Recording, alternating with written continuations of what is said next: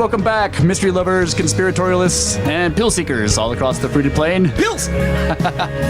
This is Brothers of the Serpent podcast, coming to you not live from the 10x10x10 Tangent Cube of Science, where we hail atop the Edwards Plateau amidst the dusty bones of an ancient seabed, and floods, and destruction, And mayhem. and no gas. That's what I've been looking for all day, man. Gas food. Yeah, so you waited in line, you said? Yeah, I went to one station and I was like, okay, there's a huge line here. Fuck this station. So I drove to another one and I started to realize, wait, there's gonna be a line at every station. So I got in line behind this huge line and I'm waiting. And I pull forward and I'm waiting. And then the one of the it was just two pumps, like I guess four. Yeah. You know, so two tanks or whatever. The two closest to me ran out. Like while I was sitting there, I was like, shit, you know? So we keep pulling up. And then the one farthest, like the next one also ran out while I was still two people behind. I'm like, God damn it. I had been in that line already for like an hour and a half or an hour, 10 minutes or something. So then I drove to another station and it was the one close to where we work. So one where you like, right. Yeah. You don't turn right there. And I sat in that one for another hour. And the one right in front ran out, and I was like, "Oh my god, I hope this doesn't happen again." Oh my god! But I was able to get to the last one, and but they only had the 93 left, so I had to fill up a premium. Jeez, $60. But I got lucky after work. The gas station right there, the same one. I guess they had refilled. Oh, really? Yeah. And I pulled up, and like right when I pulled up, two cars pulled out, and I was like, Oh. Got in there. It's the one you didn't take a left. You went right all the way to 173. Okay, yeah. So yeah, we got this pissed me off like all day. I was just mad because somewhere I didn't read the news story, but I heard that it was on the news that that there was going to be a shortage. Right. And I was like, well, you just guaranteed the shortage began right then. Because immediately everybody goes to the gas station and starts filling up all of their tanks and all their gas cans and creates a local shortage right there. Because the gas stations have schedules and they have their basic, they know pretty much when their tanks are going to be getting low based on averages. Yeah. So they all get emptied out and then they all have to call and like order, but everybody else is calling and ordering new trucks. Yeah. So then they find out they can't get a new truck for days. Yep. And supposedly, well, at first I heard that the main refinery was going to be down for 2 weeks. Yeah. But then I saw something else that might be back up in a couple of days. I don't even know. Yeah. And then there's other refineries that aren't down. Yeah. So there wouldn't have been a problem, in my opinion. Yeah. There may have been a slight period in a few days when the normal, like at normal consumption levels, when the tanks got low. They may have had some trouble getting a few trucks here and there. Right. It wouldn't have been a big deal. Right. But this created a run. Yeah. And so naturally, like the demand just skyrockets, and nobody's prepared for that. Right. So there's a shortage, even though there's plenty of gas everywhere. Right. Everybody's carrying it with them in their cars and in their gas cans. It causes hoarding. Yeah, and I contributed to the hoarding, which pissed me off even more, right? I'm like, God, like I need this gas too, and everyone else is running on it, so I have to run on it. Yeah, that's what I had to do too. I was pissed about it. It's like, damn it, I have almost a half a tank, but I have to go and like fucking sit in line because I know that there isn't going to be any after today or tomorrow. So this is annoying. Yep, I was pissed. And what about that chemical plant that's like exploding every day? Yeah, well, I didn't read about that. What's the deal? It's in damn it, I can't remember the name of the town or whatever. It starts with a C. But it requires refrigeration or something? Yeah, so they're a chemical plant and they make different kind of fertilizers and some other stuff. It's not really clear, but it involves ammonia nitrate and and some other even more volatile things. But they're basically like you have to keep them cold. You have to keep these different chemicals they have refrigerated, or else they'll begin to like degrade. And then in one of the degrading process, one of the steps, everything becomes explosive and mixed together and explodes. And like they obviously lost power. Like the plant itself was under 6 feet of water still. Like I was looking at pictures of it, and you can see their security fence, just the very top part of it sticking out of the water. It's still under 6 feet. And it's one of those stupid deals where they have backup generators, and the backup generators are elevated, right? Mm-hmm. But the fucking the power transfer switches are in the basement. So like generators can't power the plant because the switches are all down underwater. Oh my God. Yeah. So they lost power, and then they couldn't refrigerate. What was cool about this though is that unlike other plant explosions in recent memory, and I don't know about how much farther back, I've tried to look and research how often this happens, but like they basically announced it. Like they were like straight up like, look, our plant's shut down. It's going to catch on fire at least. It's probably going to explode. They got with the authorities, and gave everybody a huge warning, and they're like everybody downwind or whatever needs to get out of there because it's going to be ammonia gas. Oh yeah. Which kills you like instantly. Yeah. I saw a video because like somebody was like, this is what happens with ammonia gas, and I clicked on it, and there was a trucker who was driving a tank of it or whatever, and he had pulled over, and because something was going on with the tank, he went walking up to it and just fell. He was just on. Oh my God. And so, you're seeing this from the, like, you don't see him fall because what you're watching is a cop video. He pulls up to check on the dude, and you see him get out and walk over there and just. It sucks. Holy shit. You're like, you don't even know, you can't smell it. Like he goes walking over to check on the trucker who's like laying on the ground, and you just see the cop walk over there and just fall down, and he dies like that. Damn. Yeah. So, but they've put out a warning, and they've evacuated all these people, and I heard that it didn't really explode. There were two detonations or whatever. Something popped inside the facility, but they're not sure what it is. It's still under all this water. Yeah. But now they're definitely saying like, yeah, it's going to go, and the water's not going anywhere. There's just too much. Yeah, what was the numbers they were calculating, like how much rain fell? Oh yeah, it was like trillions of gallons. Oh yeah, I didn't see that. Yeah, I was looking at a list of like where it was listing counties and how many inches they got, and some of them were ridiculous, like 10 feet. How do you get 10 feet of water? Oh my God. Yeah, it was like almost 120 inches of rain. Yeah, in some counties or whatever. So we were talking about we were making jokes last time about there being an eclipse and then an apocalypse, which is basically the way it always happens in ancient times. Like the stories of the sun went black and then everything blah. So yeah, laughing about it, but this situation is not funny. But we were talking about how down here, even in the partial eclipse, during the maximum coverage of the sun, which was like 61% here. Yeah, it was noticeably cooler. Yeah. Like when it was blocked out, it was just like, wow, man, the weather changed. Yeah. It was really interesting, like looking at the lighting.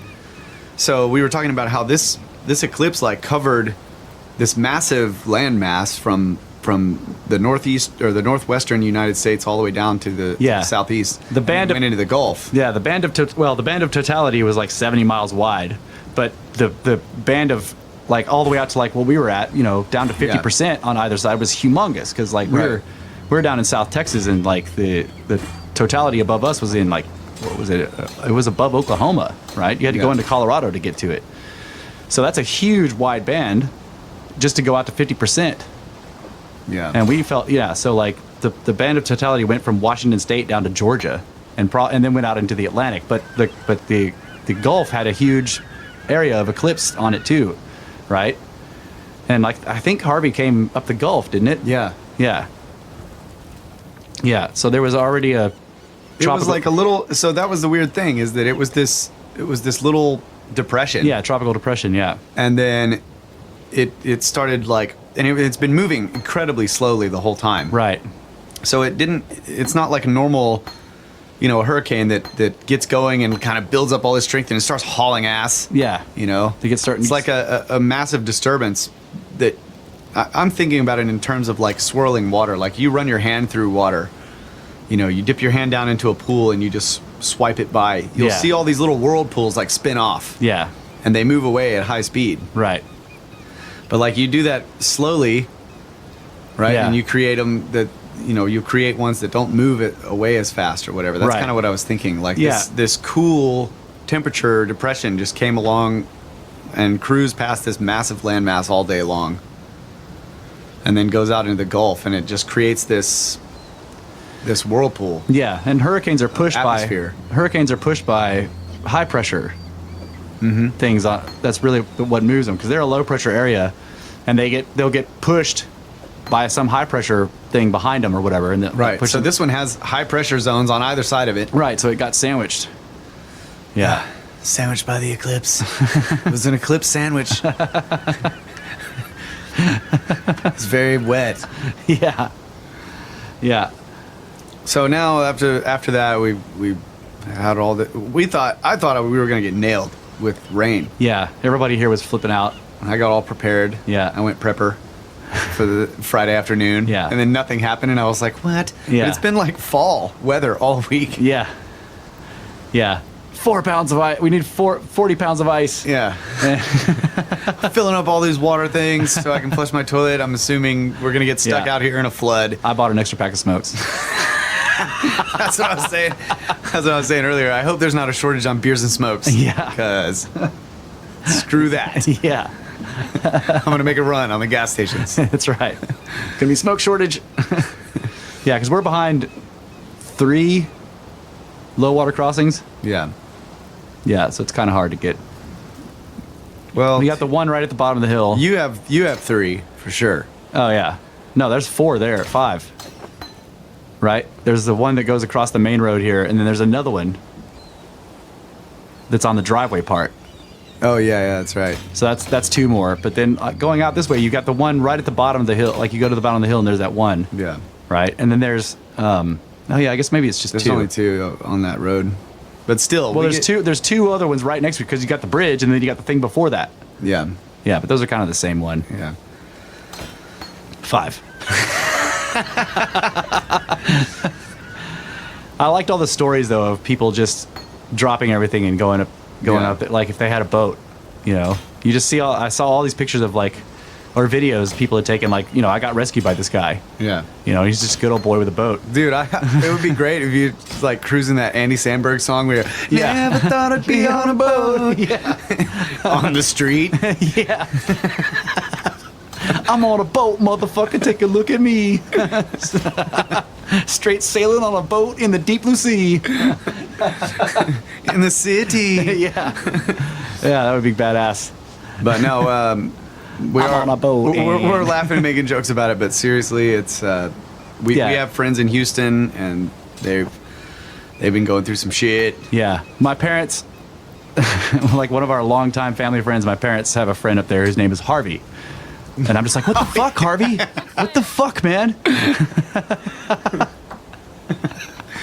I keep seeing on the news that it says Harvey destroyed Houston. What the fuck, bro?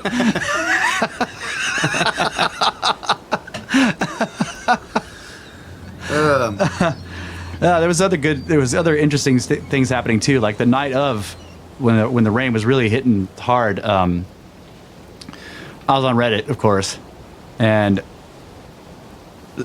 somebody had this. Okay, so the staff of a nursing home that was in Denton or something like that, Denton, Texas. I think it was Denton. But they used Twitter and they sent a picture. Everyone runs into Denton. Dang. Ding! Come to our town. That's right. Sorry. Your car will look like it's been hit by hail after driving through Denton. Ding! But they tweeted out a picture of the nursing home, and basically it was like, Oh yeah. you saw that? Yeah. Like chest high water. Yeah, and they're all these old people in there, like she's like knitting and shit, like it's like they look so calm. I'm like, wow, they're not freaking out. Yeah.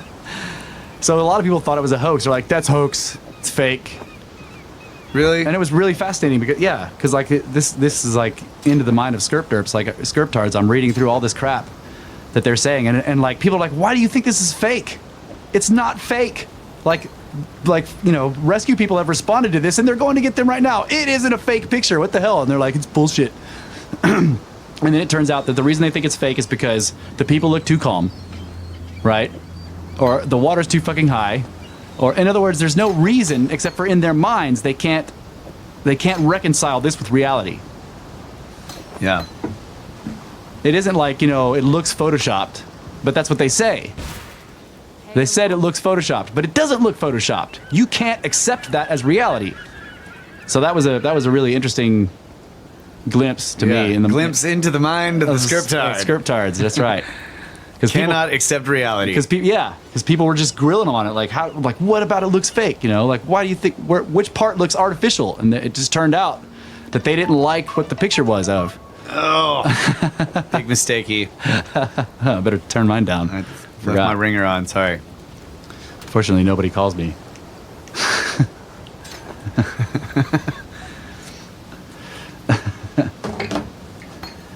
Yeah, so that was really interesting. Just the whole deal. Like people kept grilling them on it, and it turned out that they just, they just couldn't accept it. Check out these pictures. What? Where did that come from? I've never heard that before. Oh. I pushed this button on Google that I've never pushed before. Olmec fertility statue. Check out these pictures. A bunch of naked statues. Yep. Oh, the Olmecs. Yeah. Stone porn. Nobody knows what the Olmecs are. It was something like because they knew that archaeologists wouldn't accept it, that the archaeology I guess establishment, the community would not accept the Olmecs because they were so old that they just kept gathering evidence for years and years and years, and finally did this huge presentation, like invited a bunch of top people down there and just gave this massive presentation on it, like, look, here are all these artifacts that don't match anything we know. They're all very, very fucking old, and that was when but they had to do it secretly instead of you find one thing and you release it or whatever, and then it just gets skirped to hell and disappears into the basement. They just kept gathering the stuff and didn't say anything about it until they had overwhelming evidence. That's a good method. Yeah. Overwhelm the scriptards. Yeah. But it's weird though, because I think that while that method worked in the sense, it confused the issue, because Olmec is like a catch-all term for stuff that's older than it's like 3000 BC and previous. And it's like everything, and they just that no one knows what these people were called, or even if they were one people, they could have been many. Oh, okay. Because you look at some of the if you look up Olmec artifacts on Google Images, excuse me, they don't look the same. You'll see the huge basalt heads, Yeah. But then you see all these little sculptures and just various artifacts or whatever. And you're like, how do they know these are from the same culture? Huh. But yeah, some of the. Whenever I think of the Olmecs, it always reminds me of the whole. What's the deal with stuff being thrown down in pits and buried with a bunch of burnt stuff? You know what I mean? Yeah. There's so many of that. In China, they were uncovering these huge masks and other statues or whatever that had protruding eyes. Yeah, I've seen those. You remember those? Yeah. And they were always found in pits, a deep pit that somebody had dug and then thrown a bunch of shit in there and set it all on fire and then buried it. Destruction of temples. Redaction. Yeah. But that reminds me, one of the things I was wanting to talk about was I can't remember the guy's name, but it's the Pyramid of the Plumed Serpent, whatever, in Mexico. Kukulkan. And it's in the same area as it's in Teotihuacan. Yeah, in Mexico City. Yeah. Right, with the temple, with the Pyramid of the Sun, Pyramid of the Moon, and all that. Yeah. But it's like a different one. It's not made the same. It's a different type of construction. And they think it's older than all that other stuff, right? Yeah. Well, it's the one with all the serpent heads that stick out of the sides of the staircases that goes down. Speaking of floods, this guy a couple of years ago, the main archaeologist there, comes to work one day after a big flood, and there's this sinkhole in front of the pyramid. And he goes up there with his light and he shines it down and he doesn't see anything.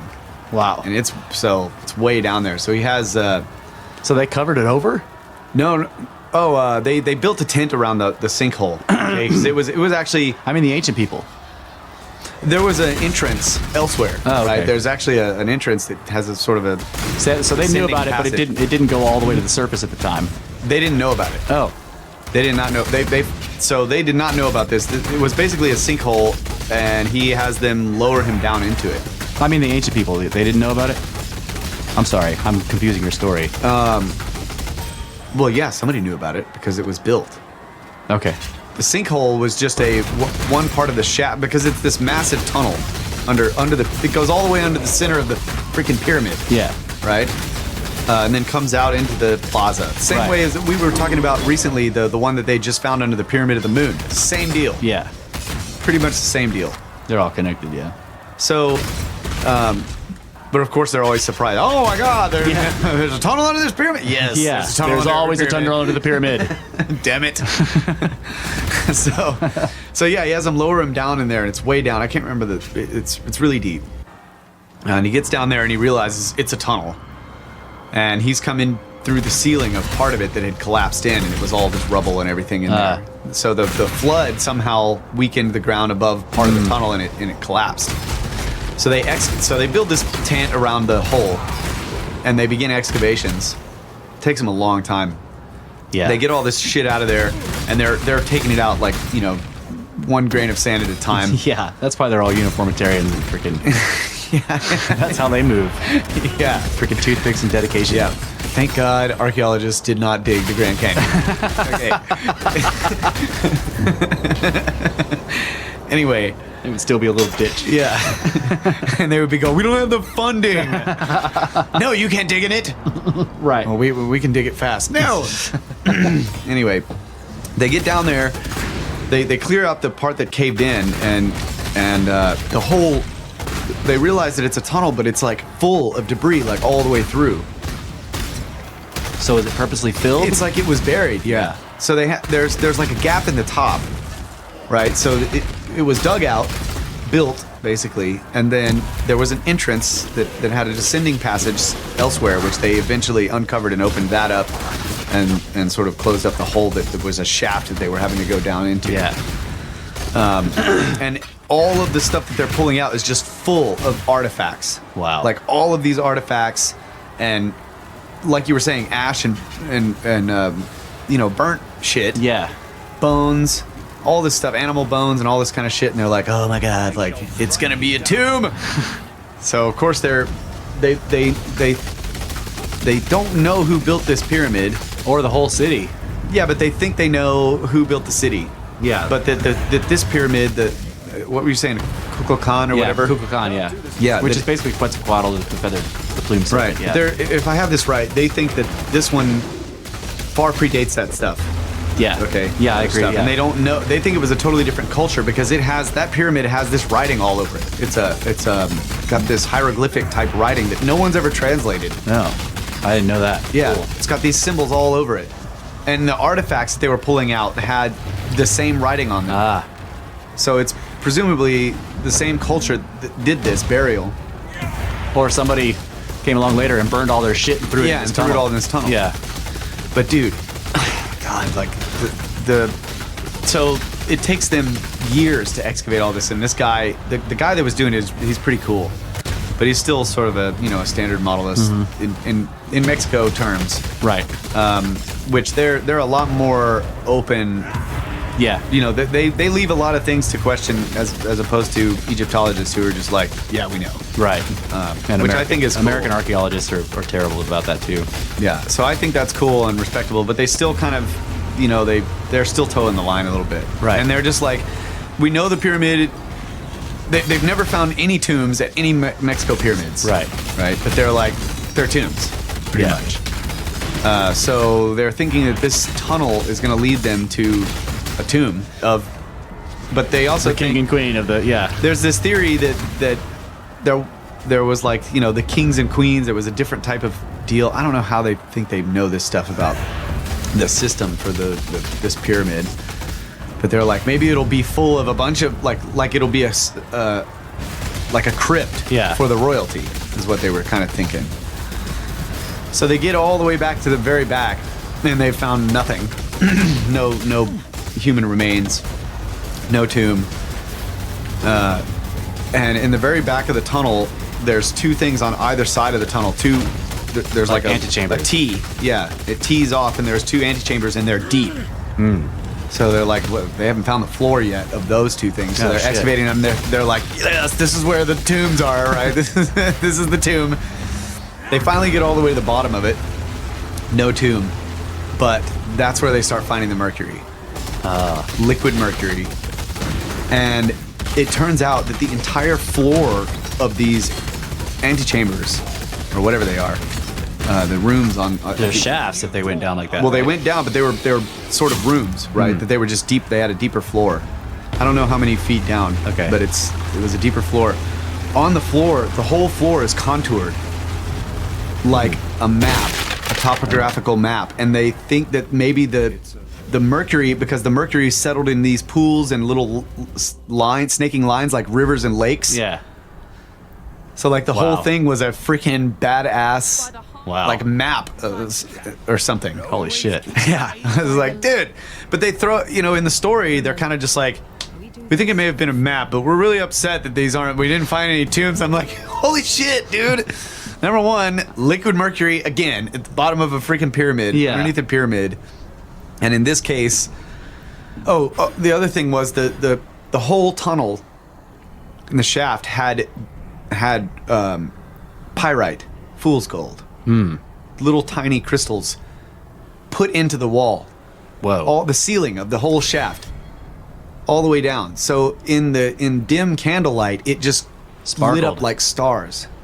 So they're like, the whole ceiling of this shaft looks like stars, and then down in the bottom of these chambers are these contour maps with liquid mercury in the bottoms.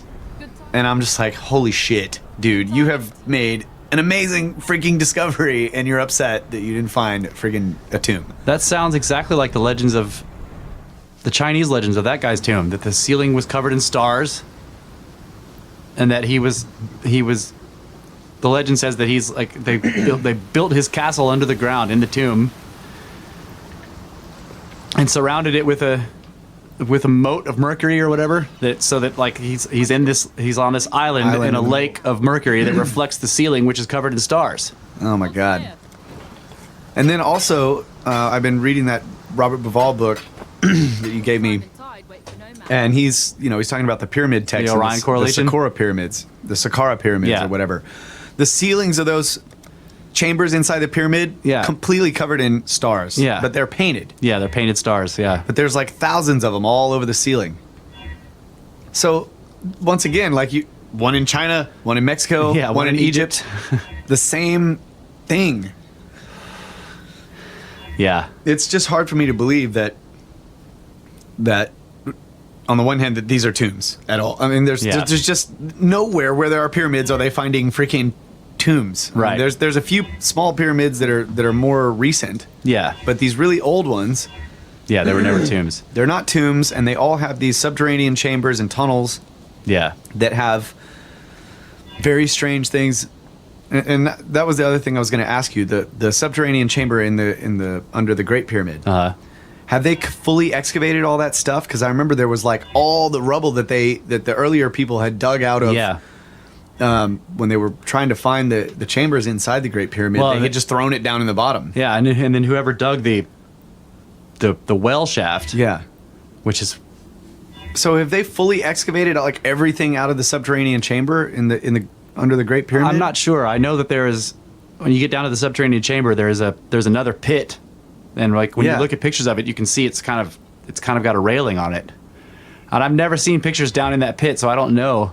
And I thought they said it was built on a natural spring, like what used to be a what do you call it, like an aquifer shaft or natural cave. Yeah. So have they excavated all the way through that? I don't know. I don't think so. I'm not sure. That's what I'm saying. I've never been able to confirm or whatever. But I know that there's also another tunnel that heads off into the rock, away from the subterranean chamber, and it just like dead ends. Like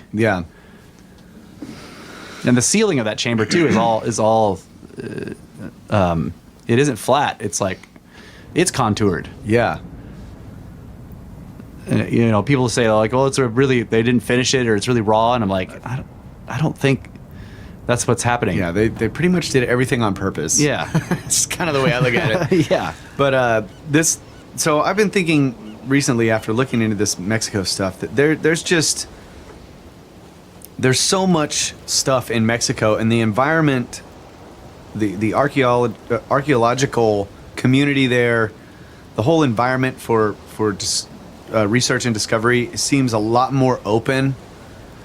Yeah. In Mexico. Yeah.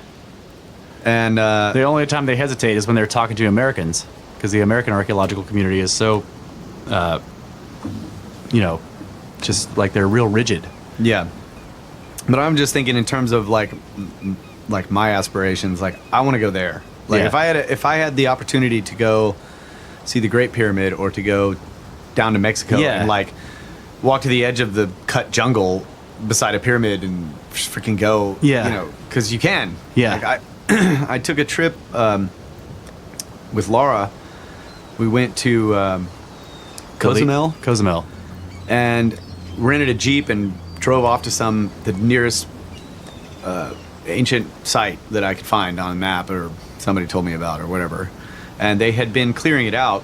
I think we talked about this one time. You told me about it. I don't think we talked about it on the show, though. So, we get there, and it's I just remember the main area that they had cleared where you kind of approach the whole place. There was this large building, and they had rebuilt like some thatch roofs or whatever over these sites to make them look like what they thought the buildings looked like. Yeah. They were stone walls and slabs, basically, not slabs, but Big foundations. Flat stone. Oh yeah, foundations, right, of very large stones, and all over the place, like in the grass and dirt around there was a couple of really big building areas that they had built the roofs over, and inside there were the red ochre handprints. Oh. And everything all over the walls. Eerie looking stuff. It is eerie, yeah. But in the grass and everything all around were these massive boat stones for like grinding. Mm-hmm. Huge. Like I could not lift half of one. Like wow. They were broken. Some of them were just broken pieces of them just laying around. Like wow. They were just, these are just massive freaking grinding artifacts that no one can lift. Yeah. So we're just leaving them over there, half sticking out of the ground. So I'm like, what else is freaking buried under there? Yeah. But anyway, do they have raised roads? Yeah. So there's this huge road that leads from this main, the biggest foundation that has this wall in the center of it that has all the red ochre paint and hands and like tiny little hands, big hands, all the way around it. Later. Yeah, probably. But of course they were like, these are what the people did. Right. You know? Yeah, they build these badass, amazing stone buildings and then they're like, put handprints on it. Handprints all over it. So this was a really strange thing. At the time, I didn't know a whole lot about, I had not done a lot of research on, all of these ancient megalithic structures and whatever. I don't know if they would call this megalithic. They were big freaking rocks, I'll tell you that. Yeah. But, and all cut too, That's megalithic, yeah. But they had built Cyclopean, I think we call it. Long straight roads, and the roads were a couple of feet risen off the ground. Yeah. Very flat tops, about 12 feet wide. Straight line, boom, just way off. And it's in this thick jungle that they had cleared completely, cleared it back. But it was only, they'd cleared it like maybe 20 feet on either side of the road or whatever. So it's this big sort of easement. Yeah. And this road just goes straight away from this thing for a long way. And I walk way down it. And like halfway down the end or whatever, there's just this building, this little structure about 15 feet tall, maybe something like that. And it pretty much fills the road. Yeah, so it can't be a road. But it's made of the same stone, same building style, and it's a room. But there's tiny little windows around the thing that you can look in and see that it's an actual open space inside there, but there's no door. Wow. It's just an open chamber in there. But no way to access it. Yeah, a person can't get in. It's a resonant chamber? I don't know. That's weird. But that also makes the road not a road because Yeah, it's not a road because can't- this thing completely covers the whole thing, and it's built of the same stuff, like the same. I wonder if those are the tops of walls. Oh my god, that would be badass. Yeah, like those were that's- light. That's what it sounds like is tops of walls, and yeah, and you got the light towers or the ramparts or whatever up there. I have no idea. I just remember that not being. I'm like, how, you can reach your arm in there and stuff, but you could not. Maybe a child could get into Yeah. it, but there was just no way for a grown person to get inside this thing. Anyway, the road keeps on going, and there's another one of the. Then there was like a sort of a circular thing where it widens out and goes around some other building in the way yeah.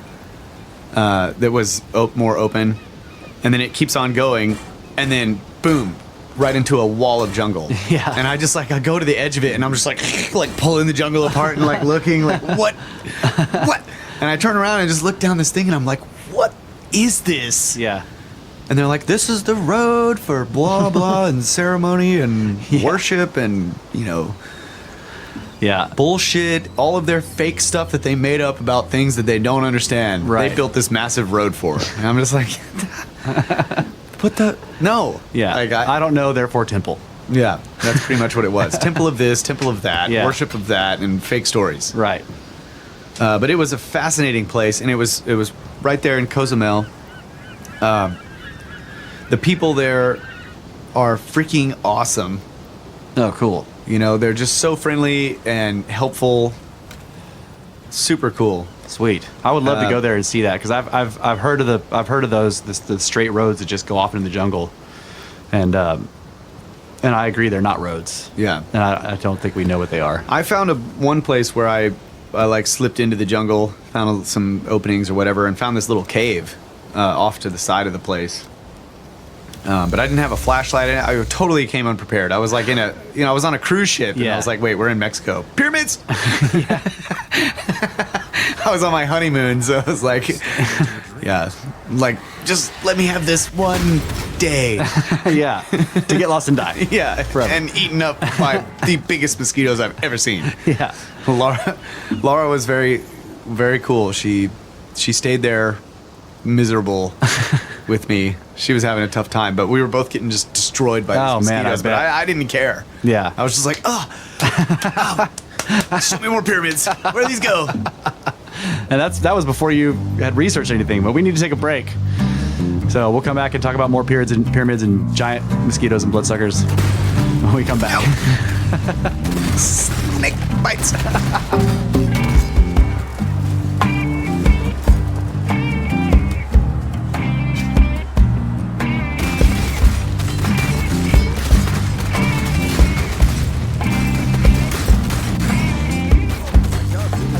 When I get out of here,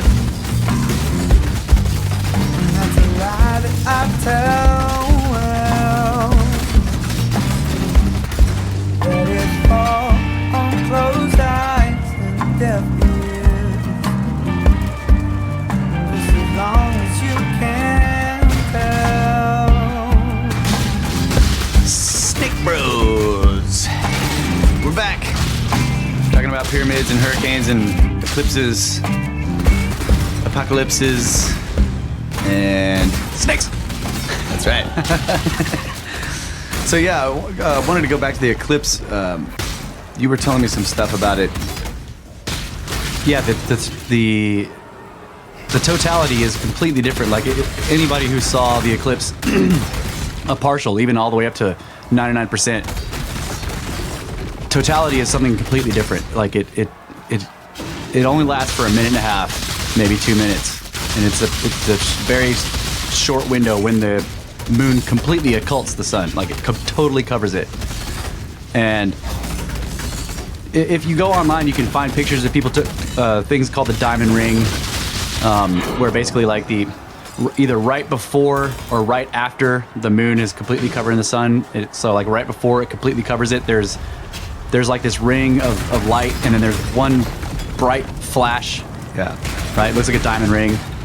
That single bright flash of the sunlight still, it's so much light and so much energy or whatever that the sky will still be blue and all that shit. But as soon as the moon totally covers, it just fucking changes everything in the environment around you. Like everything turns purple because it most of the light of the sun is blocked. All you're getting now is the light from the corona, which is the atmosphere of the sun around the moon.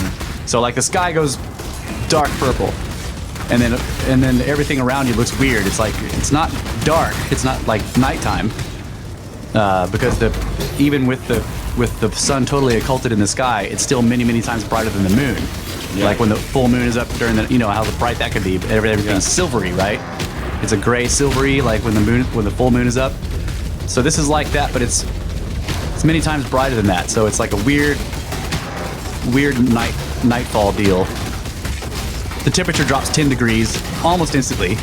It's like, think of it when you got a fire going and you're kind of sitting in front of the fire, and for a minute somebody walks between you and the fire. Like instantly, it's cool. Like you stop feeling the heat. This is the same deal. When the moon covers the sun, the moon covers the sun, it just drops 10 degrees like almost instantly. Yeah. And then the wind picks up because of that. So like it's like whoosh, everything turns purple. Right. It gets weird, and then you can see the corona. So like up until that last little spark of sunlight is gone, the sky's still blue and stuff because it's still lighting up everything. But as soon as it covers it over, suddenly it gets dark enough to where you can see some stars, and you can see the atmosphere of the sun, which is it'll be these huge looping arcs of bright. It makes some people like cry. It's so beautiful when it happens. It just, and it's instant. So that's why I was like, I really want to go up there. We would have had to travel, and it would be an 8-hour drive from where we were to get to the closest place, but we were hoping our boss would fly us, but he didn't do it. He didn't do it. But then the partial eclipse happened down here, and he was like, wow, that was really cool. And we're like, So next time there's another eclipse passing through in 2024. Yeah. And I mean, we're right in the path of totality. Yeah. It's going through Kerrville, which is like, if we survive this apocalypse. Right. But yeah, I wanted to go back to that because I'm still sort of surprised by this this realization or glimpse that I had of I was thinking about all of these ancient cultures that built shit based on the sun and the patterns of motion in the sky, and it's like it's such a big deal. I don't know, I wasn't there, but there's these massive monuments all over the place that point to these alignments. And right. So they target solstice or equinox sunrises, or they target eclipses. It all has to do with weird astronomical alignments. Right. So there's this, the end of the Mayan calendar was the alignment of the sun with the galaxy. Right. Yeah. So there's the whole idea of it's like all these monuments seem to be themed in that they are reminding us that we're on this rolling ball in space. That's right. And there's other rolling balls out there doing stuff. And every now and again, the rolling balls, this rolling ball passes the other rolling ball, and we're on the rolling ball, and we're going to be seeing it all. Yeah. So it's kind of one thing to think about it like that, but it was another thing leading up to the eclipse when I was actually noticing the alignment coming into by watching the moon rise and shit, and I was just like, holy fuck, it's happening.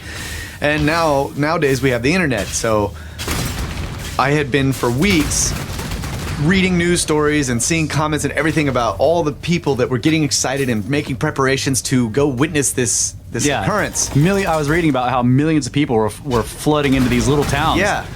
And it was just, but it was just like all the buzz on online. So it was just like all this buzz of humans all over the United States in this one area, just like, whoa, eclipse, we're rolling ball in front of the other rolling ball while we're on the rolling ball, and fuck yeah. And so that was kind of comical, but then combining that with getting the picture, getting the real idea of where I was watching the moon rise and seeing how close it was and that it was coming together, and at the same time thinking about pyramids. And all these ancient sites and the ancient people and the great mystery of why they did what they did. Yeah. And it was just like it all clicked for a moment, and I still have this feeling from it. It's like, God, like it was really powerful. And so when you were describing the path of totality and those things, I'm thinking like, man, like I only got like a little glimpse of the actual occurrence, right? Yeah. That everyone was freaking out about, and it was so badass. Yeah, where we were, it was like I said, like 61%, I think, was what we got, and it was. I got a ton of pictures with multiple cameras, and I was using welding lenses and the torch goggle lenses we've got, and combining them in different ways. And I had the big tripod. I got mom and dad out on the I got pictures of this. Hilarious. I was like, look, it's because you're having to look up or whatever. I was like, look, it's really easy. Just lay down on the driveway, right, and get the binoculars. But you only use one side of the binoculars, so you're holding it, and you have to hold it off the side because if you're looking up at the even with the eclipse up to 60%, if you put both of the lenses of the binoculars to your eyes, but I only have one welding lens that I can cover. And so like I tried this at first. I put it up there and I put one lens on there and I was holding it up, and then like it burned my eyelid on the other side. I had it closed, and I was looking up at the sun, and of course the lenses, the optics of the binocular on the other side where my eye was closed was like magnifying the sun's light, and it's like, psh, I'm like, ow. It's burned your eyelid. Yeah, I'm like, ah, damn it. Okay, so you have to hold it to where you're using the binocular as a monocular. Yeah, and the other eye is out off the side of and your like head. make sure that it's not touching your ear, because then I hold it up there and I'm like, ah, my ear. Damn it. So when mom was doing it, because she has long hair, she's looking up there and I'm having to put my hand out to block it from hitting her hair, because it would have started burning. So I'm like, are you done yet? Switching my hands out because it's like, ow, it's hot. Put the lens cap on the other way, damn it. Yeah, I didn't have a lens cap. But I got a picture of them both. They're laying down in the driveway, holding up binoculars weirdly in the wrong place, and like looking through and holding plastic things that are welding lenses on top. It just like completely nerdy. It's hilarious. That's funny. But yeah, I got a bunch of pictures. I need to process them and look at them, because a bunch of weird optical effects happen too. Like I don't know if you saw I had these glasses that Archer gave me, so I was just standing out there staring at it. Okay. It was badass, but I didn't look through any magnifiers. Cameras. In cameras, I kept getting this thing where I'm looking up there at it, and I've got the lens. I've got the welding lens, and it's a number 11. Yeah. Pretty standard over the lens of the camera or whatever. And I was getting these weird, where it's like you see it was the sun looking like the moon, okay, because the moon was like 60% occulting it. Right. So you see like this moon-shaped sun, like it's a crescent. Yeah, a crescent. But then they were everywhere in the picture. Like you see the actual one, but then there's like 6 or 7 of them all around it that are reflections or mirages or something weird happening. That's odd. Yeah, it was a bunch of them, and I'm like, why are there so many? I knew that like you have the glass of the lens of the camera, and then the glass of the welding lens. But I'm like, why are there like 6 or 7 or 8? There were shitloads of them. So I need to look at the pictures.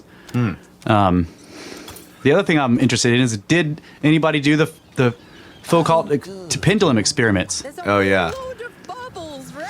They're probably not going to tell us. Yeah, there was one big one, and the whirlpool from it is still spinning over there in the Gulf.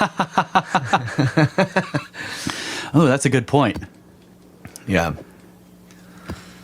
But I was really just like trying to. But yeah, seriously though, think about that, because sorry to interrupt you, but the Foucault pendulum thing. The thing about that is, like, normally if you just have one and it's going back and forth and you're not under an eclipse or whatever, it will normally, over the course of an entire year, if you keep it going, it will rotate once around its axis. It'll go all the way around. That's why they have the thing in, well, maybe it's not completely around, but they have the things in museums where they've got the huge ones. Yeah. I know there's one in... I thought it went around in a day, but I don't know. No, because you'll see these markers that are like months. Oh, okay. The name of the months. And really big ones. They're standing up or whatever, and then like when the thing gets close to that month, it like knocks it down, and now it's August, and it keeps going, and then eventually it'll get to the next one, and knock that one down. I've seen ones like that. I've seen ones that have day markers, but I've never seen one where they have every freaking day where it knocks one down for every day. But there's ones where big ones. They're usually triangles that stand up like blocks of wood, and and it's got the names of the months on it, and then you'll see smaller triangles that have the numbers of, this is the first day, this is the 5th day, or whatever, 10th day, 20th. But Back to work. supposedly, underneath totality, the pendulum stops turning like that. It acts differently. So like, but the idea of like, So if the Coriolis effect is causing it, and then it somehow under totality the Coriolis effect is negated, then that would cause storms. Because outside the path of totality, you would still have this Coriolis effect affecting the atmosphere. Yeah, but so I've thought about it, and I don't think because the Coriolis effect is caused by the spinning of the planet. Yeah. So it can't be that, because you're right, it spins once a day, so that would imply that the pendulum should... Well, it just depends on how big the pendulum is. No, I don't think so. Because if you have a really small one, its frequency is going to be so much higher. Right, but it has to do with the actual momentum of the pendulum itself. It's kind of it's like, if you rotate something, it's got momentum going right along the axis. Well, a pendulum is close to that. It's swinging, right? It's an oscillation. So it has a momentum. Yeah. That's not like this way and then that way and this way and that way, but it's something along that goes through the axis or whatever, or it's perpendicular to the axis. So I think because since in other words, that momentum wants to stay where it is. So it's the orbit of the Earth around the sun that causes the slow change as the thing attempts to keep that vector the same. I was assuming that they made the pendulum long enough to where the frequency was such that they could use it as a calendar. But I thought it was due to the Coriolis effect from the spin of the Earth. Because it works at night. Yeah. When the sun's being occulted by the Earth. Right.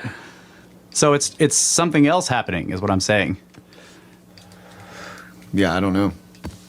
Like, it works at night, but I thought that if it was the Coriolis effect causing the pendulum to turn, then it should do a 360 every day, no matter how big it is. I don't know.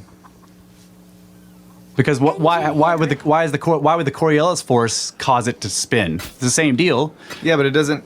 Like, I think that I'm wrong about. Well, I was thinking initially that it would go around in one day, but I think that depends on that might depend on the length of the pendulum itself. But so that's what I'm saying. How would that work? Because like, if you're thinking about it, what makes it turn? Whether it's a period related to the length of it or not. Probably the point when it has no momentum, when it's stopped. So like when the pendulum reaches the apex of its the arc. Yeah. And it comes to rest. Then it's under the force of the Coriolis effect being pushed, but it's not, because it doesn't have angular momentum going in one direction already.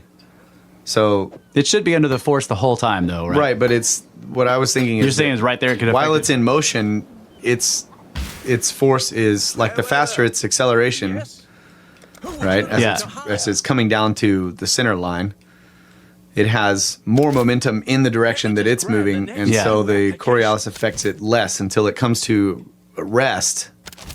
Yeah. Then it would be easier to change its direction. So like if you were spinning, a bike tire, and you try to change its direction, the angle, it's hard while it's spinning. But if you stop the bike tire, then you can easily move it the other direction and then spin it again, and it'll be hard to move. It has inertia, is what you're saying.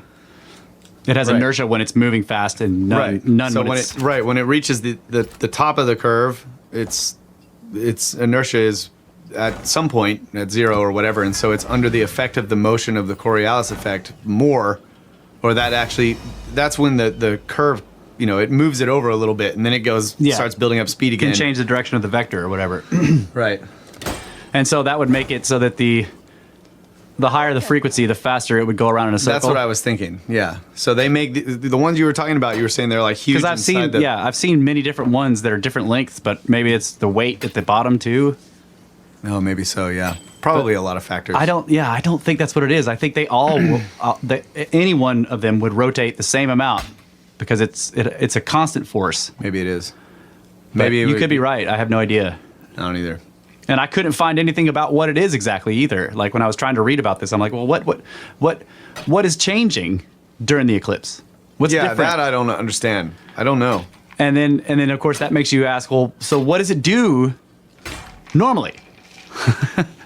And why does it do that? But I know that this kind of pendulum is one of the ways that one of the things that they've used as evidence that we are a rolling ball.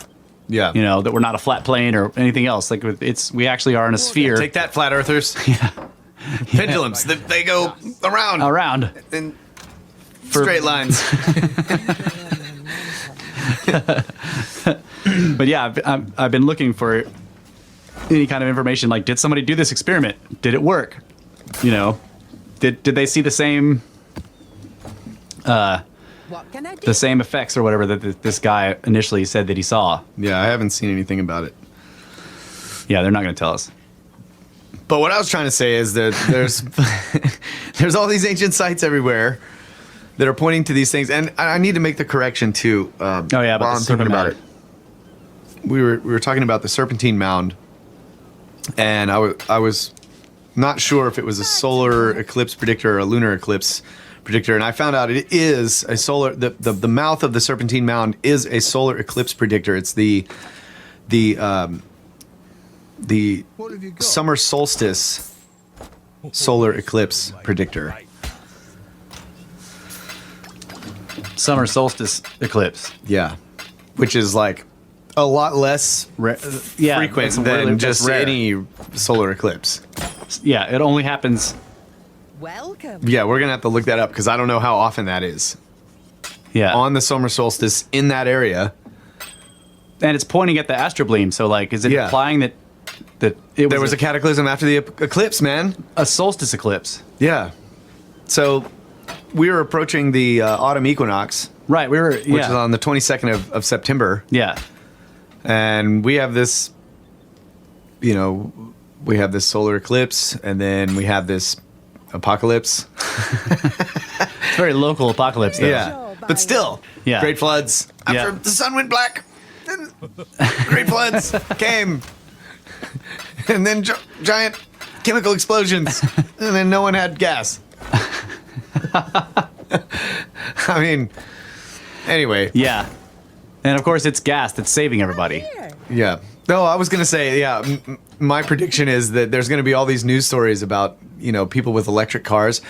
So the people with electric cars are like helping people and they're still able to get around and they don't have to worry while all these people with the internal False. combustion engine are like stuck.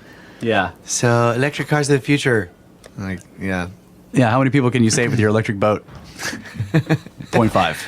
You can sure catch some bass. That little electric motor. Yeah. Yeah. You can have a little fishing boat with a little. Right. But you're not going to save anybody with that. Yeah.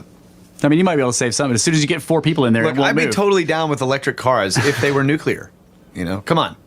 Oh yeah. Like, give me a tiny little, yeah. a battery-sized nuclear reactor, little AA, thunk, put it in Yeah. there, drive my car for a million years. Yeah. What was it?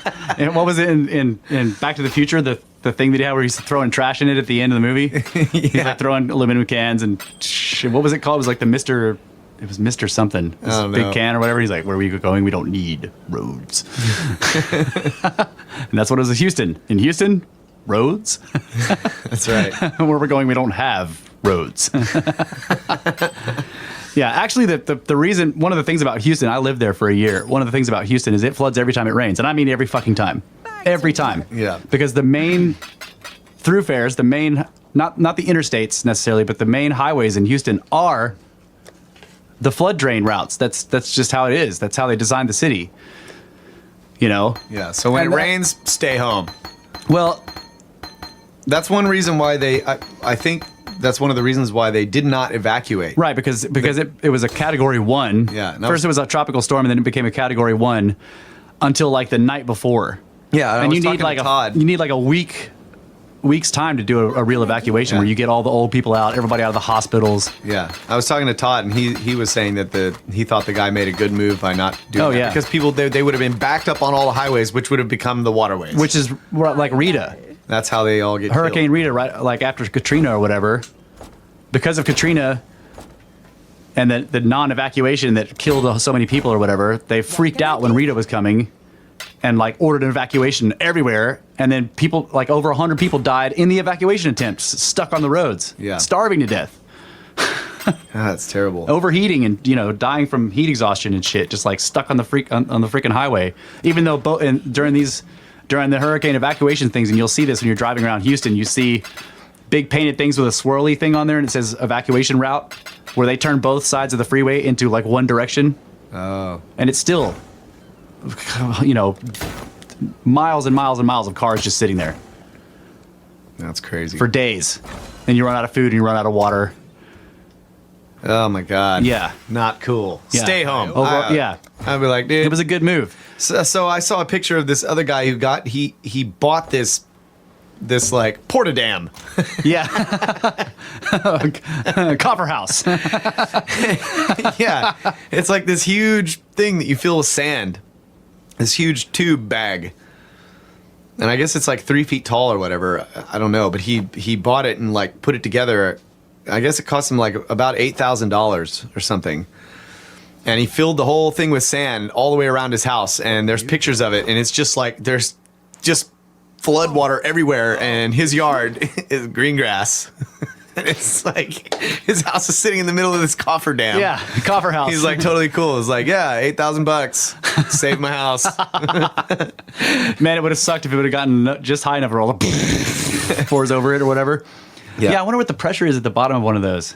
I mean, how much pressure they can take. 10 feet of water. I mean, he's probably only in 6 or 4 feet. I mean, it's sand, so it's a lot heavier than water, so it doesn't matter. Like, however. No, I mean, how much, because it's got to hold it out.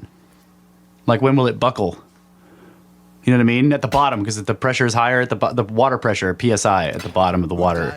Yeah, I just don't, it's like the same thing as an earthen dam. Yeah, I mean, it's sand, so it's heavier than the water. So it does, as long as the water is below the top level, it doesn't matter how much water goes out away from that. No, it's yeah. not going to increase the pressure against the height of the water. You know what I mean? Like you have deep enough water, where the pressure at the bottom, at the ground. It's round, too. It's a big tube, like a snake. Okay. So it's like, if anything, it would just roll. But it's bent, you know, it's in a curve going around his house, so it can't really buckle, I guess. Okay. I mean, it could. It would take a lot of pressure, though, probably. Yeah. You know, like we were talking about the ice dams. Like once you've got enough, if it's jammed up with ice. Once you've got enough deep water at the bottom, it's going to blow out because the pressure is so high on the other side. Right. But yeah, you're right. It's ice floats too, so this is denser. You know, it's as wide as it is tall as well. It's round. So it's like an earthenware dam, or not earthenware, but earthen dam or whatever. It worked. I saw the picture. I mean, at least when I saw the picture, it was still working. Yeah. I don't know if it's still working. But cool. he had a bunch of sandbags too, so it looked like there were some places where the water was like kind of seeping underneath. Yeah. And he piled up sandbags there. Yeah. But it's like green grass on his yard. It's just badass. This is like just water 6 feet on the other side. Yeah. Copper house. I think the thing was like 3 feet tall or something. It didn't look that big. Oh, okay. Still, that would be great. I don't know how tall it was. Like I know, I remember seeing pictures of like various power plants, like nuclear plant. Like when they build a nuclear power plant now, they put this gigantic berm all the way around it, so that the nuclear plant is basically inside of this huge 20-foot to 40-foot high square or rectangular berm, and the plant's on the inside of that. And basically it hides it from everybody. So you can't see the tower. You know, you don't look out there and be like, that's nuclear power out there. You know. But there's pictures of them looking like they're islands in oceans, like when it floods, and even if it's just even if it's just a foot of water, like everywhere is just water everywhere, and then you see this square coming out of the water, and there's a plant inside totally dry. You know, it's really interesting. But we live on hills, so it would be hard to flood. Yeah. It's only the low spots on our roads that are a problem. So right. I would love for it to like really fucking flood here to where it's like we basically had islands. Yeah, that would be badass. You know, sort of for a while. Yeah. After all the death and mayhem was over with, it would be kind of cool. Yeah. Yeah. Well, maybe after all the death and mayhem was over with, I'd probably be dead. Yeah.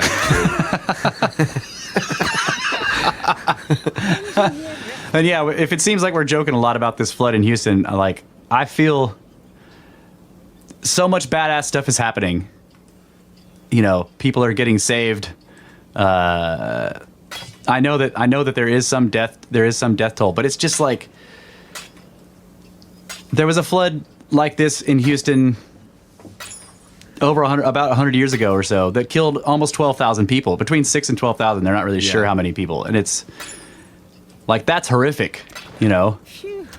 But for this kind of weather event to happen, and then for you to get like the pets, like all the old people, everyone in the hospitals out, even though they were flooded in, you know, they're getting them out, and people aren't dying in mass. It's just amazing. Yeah, it is. It's just absolutely amazing. And then the huge drives for like the Cajun Navy, you know, they all come from Louisiana. Oh, we're gonna save people, and they got flat bottom boats and just all this different shit, and they just haul ass into Houston and spread out. Yeah, it's badass. They're capturing the looters, which is also awesome.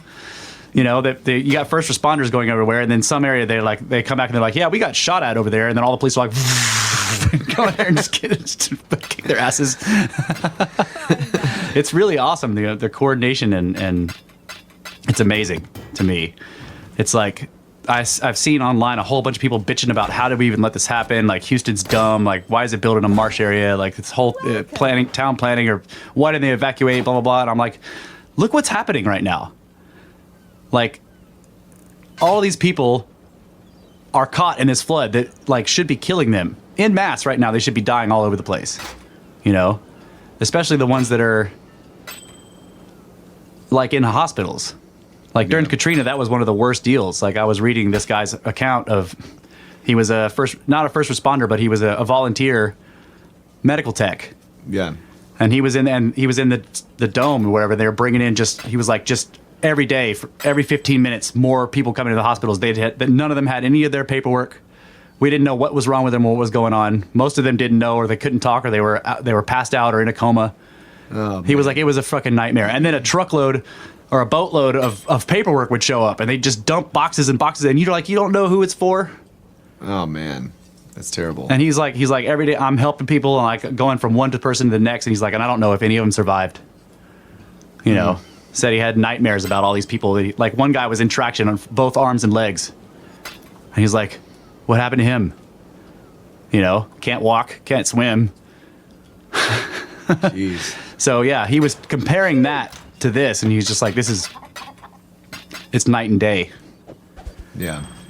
So like that's what I'm heartwarming. saying. Yeah, and it's the reason why I feel okay about cracking some jokes about it or whatever, because like it isn't. It's tragic in the sense of people's stuff. Yeah. You know, but there isn't a loss of life that's you know, some people are dying, obviously. Some people have already died, but it isn't like a mass tragedy in terms of life lost. So I don't think it's too soon. Maybe some people do. Yeah. It's too soon. It's still happening, Russ. Too soon. I don't think it's too soon. It's not too soon. Come on. Never thought I'd be on a boat. Come on. On these Houston roads. Yeah. T-Pain ought to be up in there, man. Yeah, for sure. Yeah. Oh, I heard also there's this guy that owns this mattress company. Yes. He's like turning over all the... It's like Mattress Warehouse. Yeah, all the mattress warehouses. Just let people in. Let them sleep in there. That's freaking badass. Yeah. I also saw that people were using air mattresses as makeshift rafts. Yeah. I was like, oh, that's genius. Yeah. That happened to me once. We went to Oklahoma to this concert, Rocklahoma. Oh, yeah. No. And we went camping, and like right when we get there, massive tornado warning downpour. knocked out all the stages, and I was in a tent on this air mattress, and I woke up floating in my tent on the air mattress. I was like, holy shit, just cruising around inside this tent.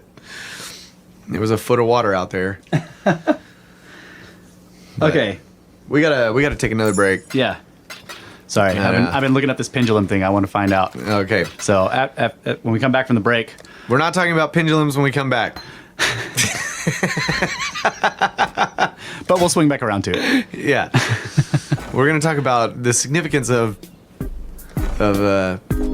eclipses and ancient sites. And we're gonna make a pendulum out of snakes. No!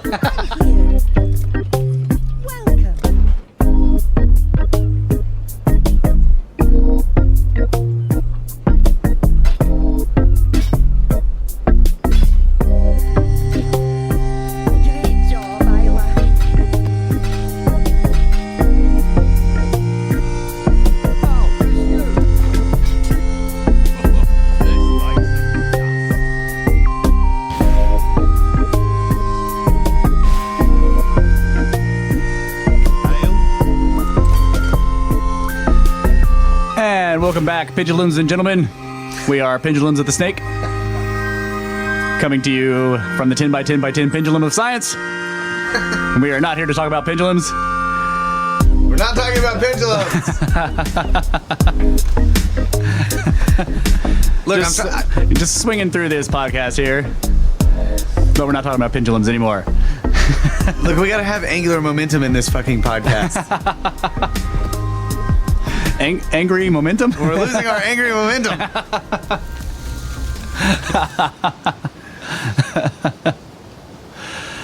No, but seriously, Yeah. let's talk about large weights hanging from small strings. Yeah, screw that pendulum stuff. Let's talk about these swinging these weights. Yeah. Anyway, I did look it up real quick because I do want to get back to the pyramids and eclipses and stuff. But Everything is tied together That's all right. the time That's right. with fine threads. half a pendulum tied behind our back just to make it spin. Everything is tied together with fine thread. That's right. And depending on all these things, swings back and forth. That's right. And it goes in cycles. That's right. In And reverse. precesses, yeah. So I looked it up and I was wrong, and Kyle was wrong, but he was more right than me. I was more wrong than Kyle. He was definitely more right than me. Like you're not holding up to the standards of this show of getting it mostly wrong, bro. Oh, shit. You're getting too many things mostly right. So it is Coriolis force based, but what's interesting is like at the North Pole or the South Pole, at one of the poles of the planet, what they said was that the how did they put it? The axis of the pendulum would remain fixed relative to distant objects in space while the planet spins beneath it. So, so if you were standing there at the pole spinning, and you had a pendulum going, to you it appeared that the pendulum would make a single rotation every 24 hours. It would go 360 degrees around in 24 hours. If you did it at the equator, it doesn't move at all. It remains fixed relative to the Earth. But as you start to move north, So if you climb the North Pole and attach a pendulum up there, and you swung it, fuck poles, I climb buoys, motherfucker. right? So let's say the sun is over here and you're at the North Pole, and you pull the pendulum back and let it go towards the sun. Yeah, Then you stand there and watch it. and freeze to death. You're you're gonna actually spin around the pendulum, Right. The pendulum actually is. and the pendulum will continue swinging back and forth towards the sun. That's right. Like the proper way to look at it is the pendulum remains fixed relative to distant objects in space, like the sun. Right. And like it looks to you like it's spinning around, but it's not. It's actually You are staying. Yeah, you're spinning with the Earth, while the pendulum is remaining fixed, which is really interesting. But at the Now, if the eye that you hang the pendulum from will rotate. well, you have to hang it from the sun. Oh, okay. But yeah, like presumably, if you had to build a structure to hold the pendulum up, that will turn. Yeah, the structure But the will axis spin of the around. pendulum itself, which is the way a Foucault pendulum is supposed to work, is that it has no. At the fulcrum where it turns, there's nothing pushing it in any direction. It's like Right. a ball or whatever. I thought it was cool how they were saying when you pull it back, you get ready to release it. Yeah, you tie it off with a string. They tie it off with a fine thread and wait until it becomes Completely still. And then they burn the thread. Yeah. It's like, wait, you gotta burn it. Yeah. And then there's some strange motion in there. No, it's probably because the flame. That's right. It's thermal. It's thermal induction. Yeah. So anyway, So if you're at the equator and you're letting the pendulum go, it won't move relative to the Earth. It will just continue to swing. remain fixed to the Earth. It'll just continue to swing back and forth and not change directions. But as you start to move either north or south, it will begin to rotate. And I think it has to do with it's like the sign of the latitude. You have to take the sign of the latitude to get the rotation. So if you move just a little bit north, it'll begin to move clockwise, relative to the sign of the latitude that you're at. So if you just move a tiny bit, it'll go 360 degrees in like hundreds of years. But if you get up to like 30 degrees latitude north, it takes like something like 32 hours, something like that. I can't remember what exactly it was, but yeah. So like as you leave the equator, it begins to get faster and faster. Right. And because it's a sign, it's going to be right. And the fastest it goes is 1 day. Right. At the poles. Right. From 0 days, or from like infinite number of days, it will never turn to 1 day. It'll make a complete rotation. So that's a pretty quick drop off. Right. So like 1 inch north of the equator, it probably will take it thousands of years. Interesting thing. So it's the degree at which, from the degree away from the pole. So if you're 90 degrees from the pole, you've got 0 rotation in infinite days. Right. And then as you decrease 90 degrees, you move from 0 rotation in infinite days to 1 rotation in 1 day. Hello. So so you can see how there's going to be this exponential curve there. Right. Where as you approach the equator from the pole, the line begins to get steeper and steeper and steeper for how many days it takes for it to complete a 360 Dude, you know degree what would be rotation. badass? If they made like the Apple iFocalt pendulum. And so you could determine your position on the Earth based on how fast the pendulum was going around. Yeah.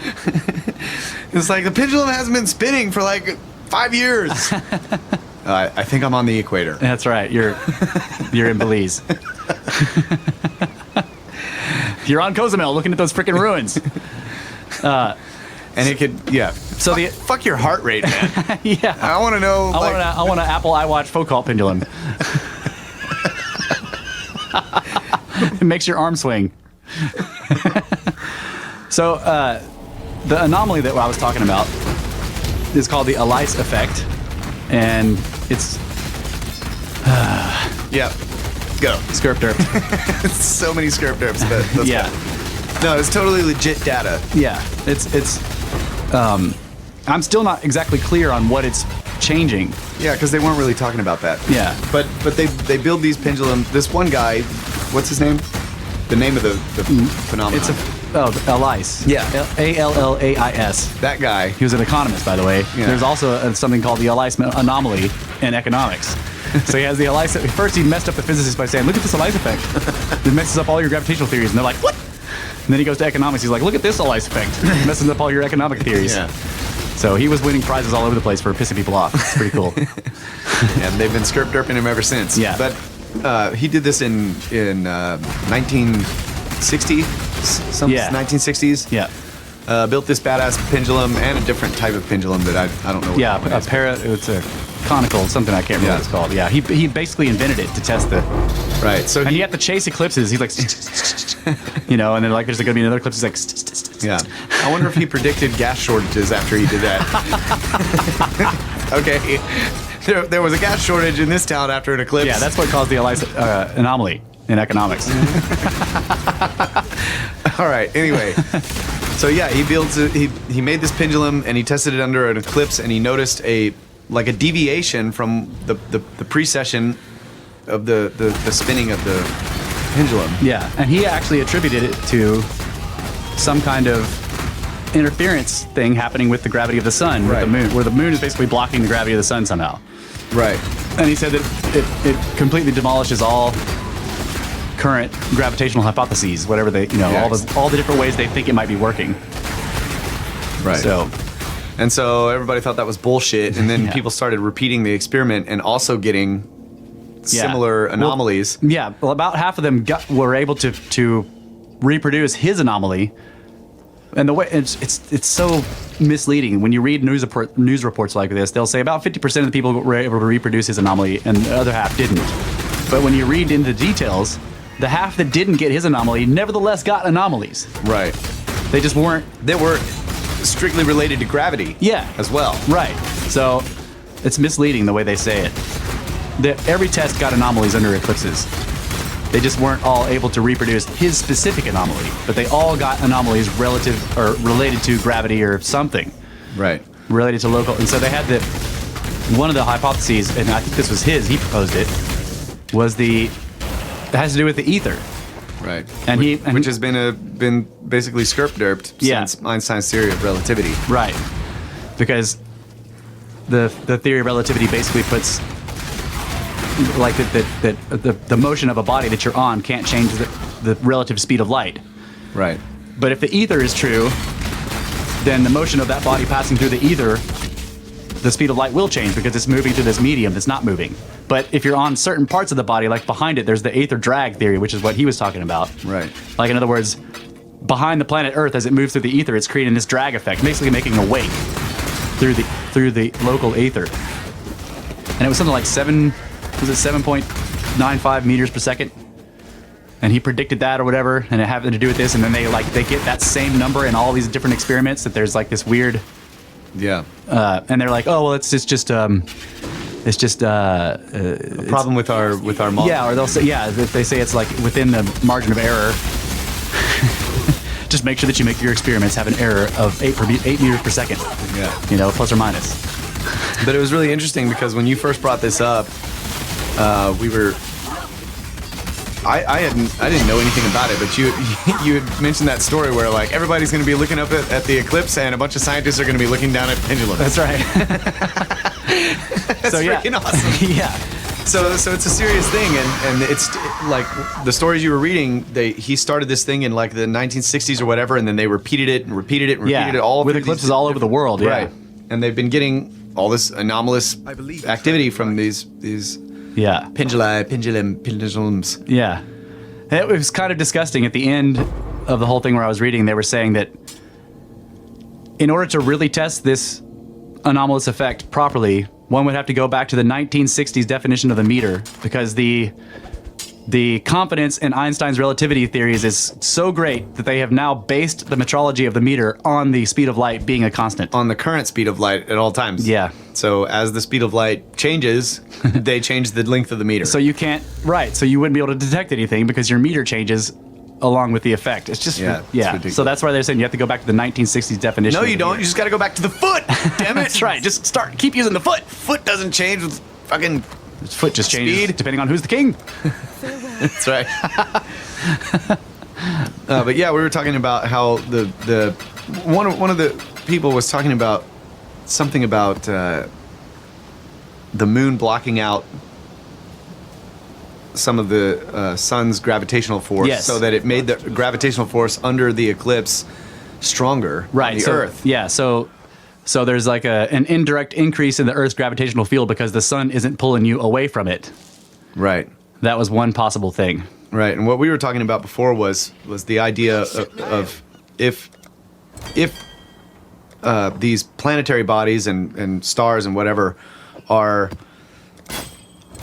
actually like nodal points in some greater resonance throughout the ether, that and they have like these, they're creating their own resonance in the ether as well. Yeah, they're creating a localized effect. Right, that you're going to have interference patterns when two are lined up. Like, so when the sun and the moon line up, the Earth is going to the Earth is going to experience these strange interference patterns, which is some of the tests that they did kind of detected these weird oscillations. He was saying that it was a dynamic effect, not a static.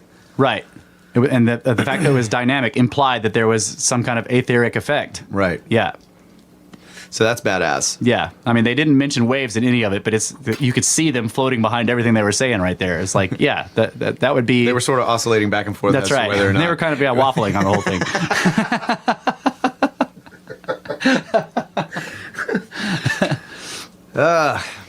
That's really cool. Yeah. So, but still, that takes me back to this idea that, like, in all these ancient texts and all these stories, like, Earth in upheaval and all that kind of shit. There's always these stories about the sun turning black. Yeah. And then all this cataclysmic shit happening afterwards. So if there is some type of strange gravitational anomaly under the path of a solar eclipse, we were talking about volcanoes. Yeah. And like in the volcano episode, if you've listened to all the episodes, we had talked about the way they can erupt and explode has a lot to do with the different pressures coming from underneath, and as the magma rises up, the pressure releasing gas. Yeah, or changes in The pressure viscosity. will cause gas pockets to just like Want to. nucleate and bubble up inside there. So it'd be thinking of it in those terms. This hurricane is totally. Yeah. It's totally plausible that this was caused by the eclipse, not by anthropogenic global warming. Right. First, you have a massive cone of cooling causing a low pressure area. And then you have a greater And gravitational. you have a greater gravitational pull in that same spot. same low pressure area. Yeah.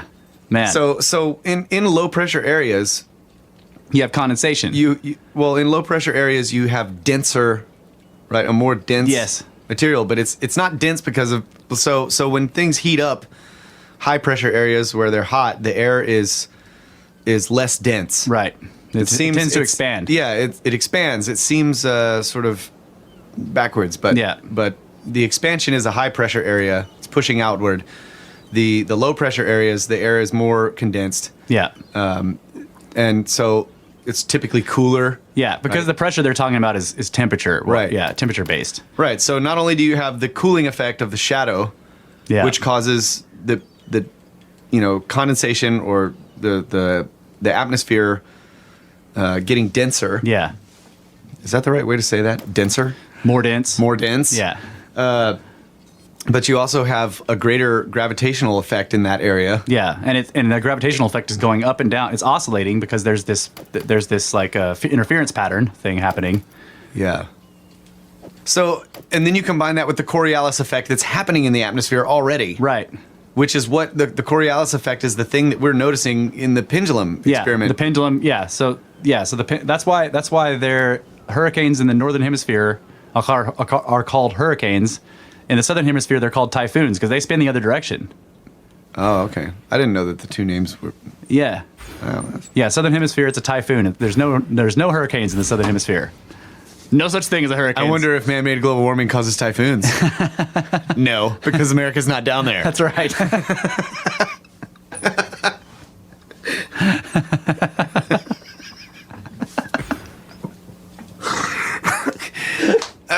Anyway, back to science. America. That's badass. Yeah. Okay, but so still, like this ancient shit. Come on, help me out here, man. Fucking ancient shit. Pyramids, things aligning, predicting solar eclipses, like the Serpentine Mound. Yeah. The impact site. It's like it's all connected somehow. Yeah. That's one thing I didn't look up that I meant to was the thing about the solstice eclipse.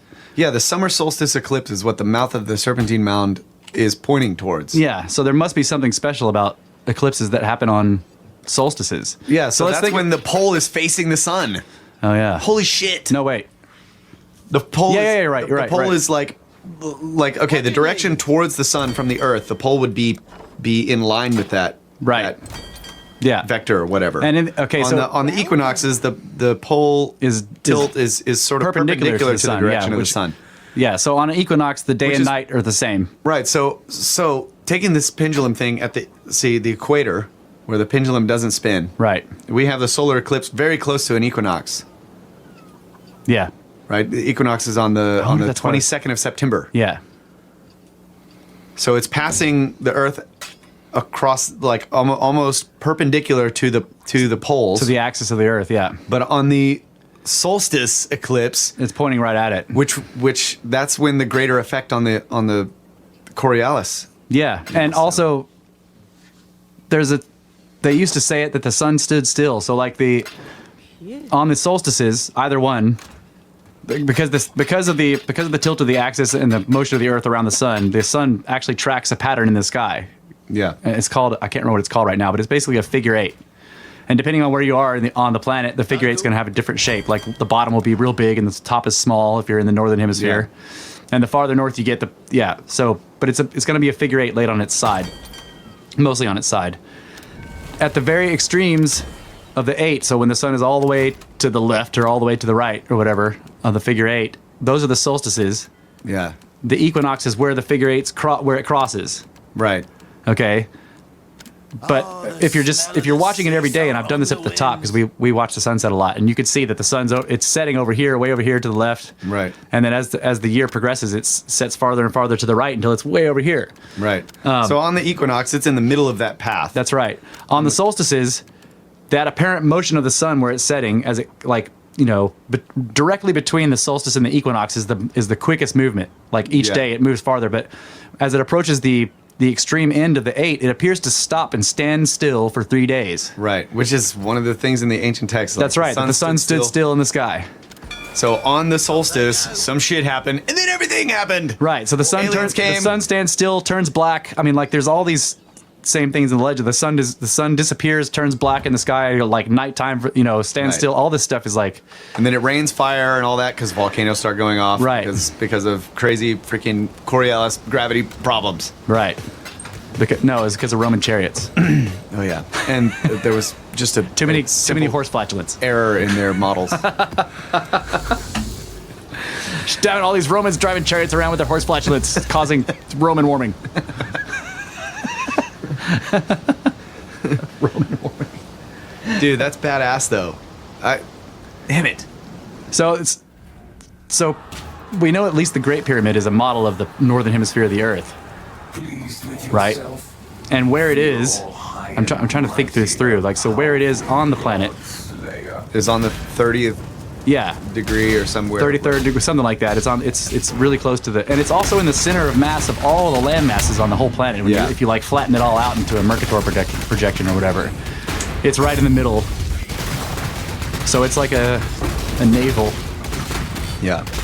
What do they call it? The omphalos. Omphalos. I don't know how to say the word, but it basically means the navel of the Earth. Fucking old geezers. Yeah, old geezers. Bunch of old geezers made that shit.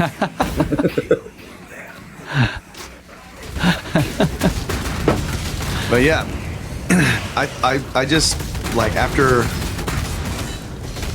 seeing all the hype and then getting excited about it myself and then kind of seeing like putting myself in the shoes of these or trying to imagine like the excitement of these ancient peoples when they were observing these various astronomical phenomena. It was like, I don't know, something clicked like, dude, this is a big fucking deal. Yeah, the Shinto religion is based on this. I don't know anything about the Shinto religion, but it sounds cool. It's the Japanese. It's like on Japan. They've got Buddhism. They're mostly Buddhist. They have the temples and everything. But the most ancient, like sort of prehistoric religion that's still, I don't know if worshipped is the right word, but this idea is still followed there. Is called Shinto, and their story. The story that they tell, it's like if you go to research Shinto, the first thing you see is their sort of myth, their legend, right? The Shinto myths or whatever. And it has to do with the moon and the sun, and they're characterized as people. So you have the moon is this female, right? And she's the goddess of the night or whatever. And then you have the sun, and he's a male, and they're married or whatever. And she flees from him, right? And or maybe it's the sun. I don't know. But anyway, the idea is there's this cave, okay? And one of them flees into a cave. Yeah. I can't remember if it's... I think it must be the sun that they're talking about. The sun. So it's the moon occults the sun during an eclipse. But you see that these ancient peoples are watching it, and they think the sun goes into a cave. Yeah. Because they see it passing into this dark spot or whatever, and they think that a rock rolls.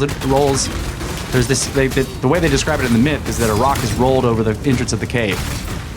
Yeah. So you have the roll away the stone. Yeah, you have the round stone rolling across the sun. And so in the Shinto religion they have have gates. The two main things you see in Japan. You got these Shinto gates that are basically just they're the Tau symbol, the two uprights and then a thing going across, and it's kind of bent. Looks like the pi, but the capital one. It's called the Tau. Those are Shinto gates, okay? Because it's the gate of the gate of the cave, the entrance. And then they have these huge boulders whenever they find anywhere on Japan where there's a big, massive, like erratic, or a gigantic stone. That's they seal it. They put these huge ropes around it and hanging from the ropes are these diamond-shaped boards that have not hieroglyphs, but the kanji on them or whatever that are basically sealing spells. And they're supposed to, because this is supposed to be the stone that had rolled in front of the cave entrance that was cast aside by the deity that went to get the sun out of the cave, right? So he cast it aside, it lands in Japan, and then they seal it off so it can never cover the cave again. So that's why you see in Japan these huge rocks with these ropes going around them or whatever with all these weird things hanging from it, And it's just like, it's the same deal. Like, you have these pyramids, but you see all over the world the ancient peoples responding to these astronomical things happening. Yes. So why?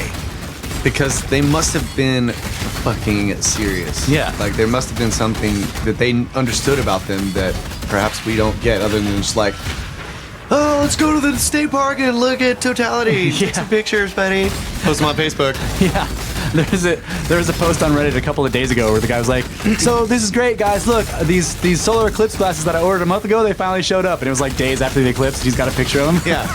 Dude, I watched the sunset the other day with mine. Oh. I was like, I just stood out there and watched it like, hell yeah. These are badass. I just need to know what the sun's doing, man. Yeah, you gotta know what the sun's doing. Like, I'm hoping that one day I'll just throw the glasses on and look up at the sun and there'll be some weird shit going on up there. Yeah, spaceships. I did that. I did this experiment with the telescope. I have these telescopes, and one day I was like, I want to use a telescope, but it was still daytime. But I really wanted to use a telescope.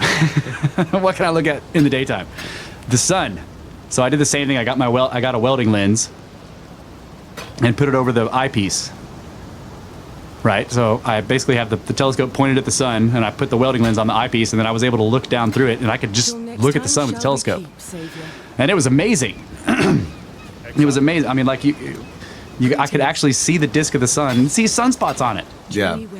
Little dark dots all over the sun or whatever. And I was able to get a camera on there and take pictures where you could see these sunspots. And then I was able to project it huge, like I just turned the telescope, or whatever, and then I was able to like I had an empty pad, like one of my drawing pads, and I just flipped it to an empty page and then held it up to where it just projected the frickin' picture of the sun huge on the pad, and I could see it. It was badass.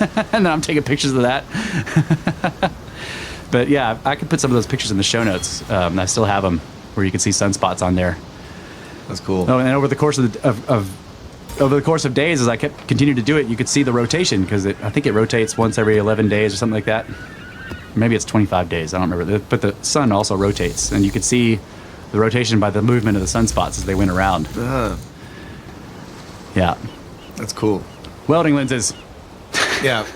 Or sun lenses for telescopes. You can get those too. Yeah, they're basically welding lenses. The little eyepiece Yeah. has a little dark Yeah. Yep. green.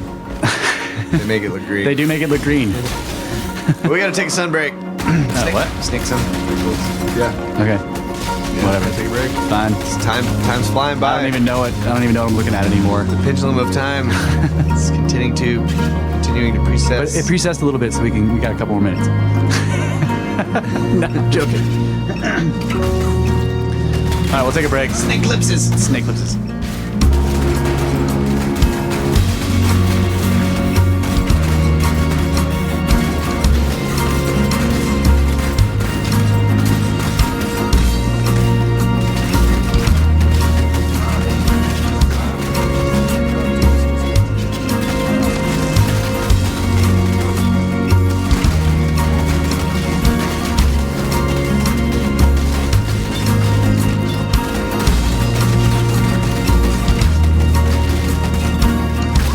We're back, ladies and gentlemen. The final segment of the final hour of the final snakes and the final sun pyramid eclipse. hurricanes. And if it seems like this episode's kind of weird, it's because it's episode 21 and we're fucking hammered.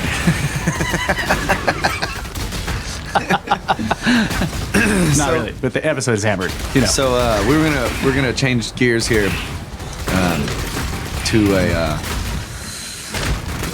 something that Russ has been really interested in for a long time and coming to me and telling me crazy stories about. We've talked about it a little bit. It's the missing 411 cases. Yeah. And generally the study done by David Paulides. Yeah, and his team. Yeah, he's written multiple books filled with all these cases of these unsolved missing persons cases that have strange, just anomalous occurrences or just really strange details. And across all of the stories that he's picked, they have these similarities in these extremely strange details. And Russ has particularly picked some out. We've discussed it a lot, not on podcast, but theorized about what could be going on. Yeah. Yeah, so the basic idea is he started out looking at missing people in national parks. National and state parks, basically, Yeah. like deep wilderness areas. And he did that, he said, because, well, for one thing, he was kind of tipped off by a couple of park rangers. He was at a park for some unrelated business, and he went back to his cabin, where he was staying that night, and these two park rangers came and knocked on his door, and they said, "Hey, we know who you are. We know about your other research or whatever, and we think that you should take a look at missing people in park systems." Now, what was he before this? He was a police officer? He was a police officer, I think in California. He did his 20 years in the force, retired, and then he went to work in the private industry as a security consultant. He worked, like right after he retired, he said he was thinking like, okay, I'm done, I'm cool, I got my pension and everything, and then somebody called him up and was like, "Hey, Dave, you should come work for me." So he went to work with this guy and as a security consultant or whatever, and he ended up doing another job that I can't remember. It was something else that he was doing. Like, so when he retired after 5 or 7 years doing the security thing, he was like, okay, I got that all straightened out, I'm good. And then he went to work for human resources for somewhere else. So he retired again. So after third time's retired, he's like, finally I can quit. And then he went to look for Bigfoot. And that was another one where it was basically like he was invited to join the team by, like, he said that there was a private group of people who were wealthy, who had put a bunch of money in. They basically had created a fund, and they were like, we want to know if Bigfoot's real, right? And so they put together a team of like top, because they had the funding, they were able to get top scientists and investigators. They wanted him as an investigator, like he said he worked when he was in the police, he worked as a detective. So he was an actual, Columbo style hater. Huh? Hater? Yeah, that's right. That's right. He was a massively murdering asshole while he was in the cops. But yeah, so he worked missing persons cases, and he said he worked narcotics, and so they're tracking people down and whatever. And so they wanted an investigator type person along with a geneticist and other biologists and other things to do the whole Bigfoot thing. And then he also had a relationship with natives on reservations in the area because of his work as a policeman, where he had to kind of liaison with the reservation when something was going on with a native. Mm-hmm. So he already had relationships with them, which was what they wanted, because the places they were looking for the Bigfoot or whatever was often in native reservations, and so he actually worked closely with the Indians in that area. I can't remember which tribe it is, but they were the ones that gave him all the important data that they, because Native Americans are basically like, they don't question the existence of Sasquatch. They're like, yeah, they've been here for thousands of years. And they treat them as tribes too. They're not solitary. They treat them as a tribe of people. They're just hairy, but they're not animals, Huh. And so he was working with them or whatever, and that resulted, by the way, this is kind of a bit of a tangent, but it's still on his work. That resulted in the kind of now infamous Dr. Melville Ketchum's DNA report on like hair samples that were Okay, and it was, I remember when it happened, it was this humongous, like, basically she puts this report out, and she's like a top-level geneticist and a genomic sequencer, a person who understands these incredibly complex machines that they use to do gene sequencing. Like, very few people understand this at all, okay? You could probably count on your hand the number of people in the United States that understand these top-level gene sequencing machines or whatever. She's one of them. She built this one that she used, okay? She's like freaking top of the line, okay? So she puts this paper out after the investigators and everybody else did all their research, got the samples in and handed in all the field data or whatever. She took all the samples and started to run them through the sequencer, okay? And then she basically she tried to publish the results, and because the results said that there was anomalous genetic information in some of the samples, I'm going way off on this tangent here and away from missing people, but it may connect. But the paper that the journal that was going to accept the paper got all this shit before it was published. Like, people found out that this journal was going to publish this paper, and all these skirp derps like flipped out. So the journal, backed off. Yeah, like backed down or whatever. So Dr. Ketchum was pissed off. Like, she's like, what? Now she can't get her paper published anywhere. And this represented like a decade of work in total. So what they ended up doing was forming their own journal, and they did it all. But they went through all the proper channels and everything, and like officially made a journal and then published it there. And people were like, "Oh my God, you published it in your own freaking journal!" And it's like, yeah, because no one else would publish it because you guys flipped out, But they were so pissed that anyway. At the time, and for years afterwards, I went look because I don't know anything about gene sequencing. I can't read her paper until if there's I can't find holes in it or falsify it because I don't know anything about it, right? So I went looking for people who, I went looking for criticisms of it, and all I could find was fallacies.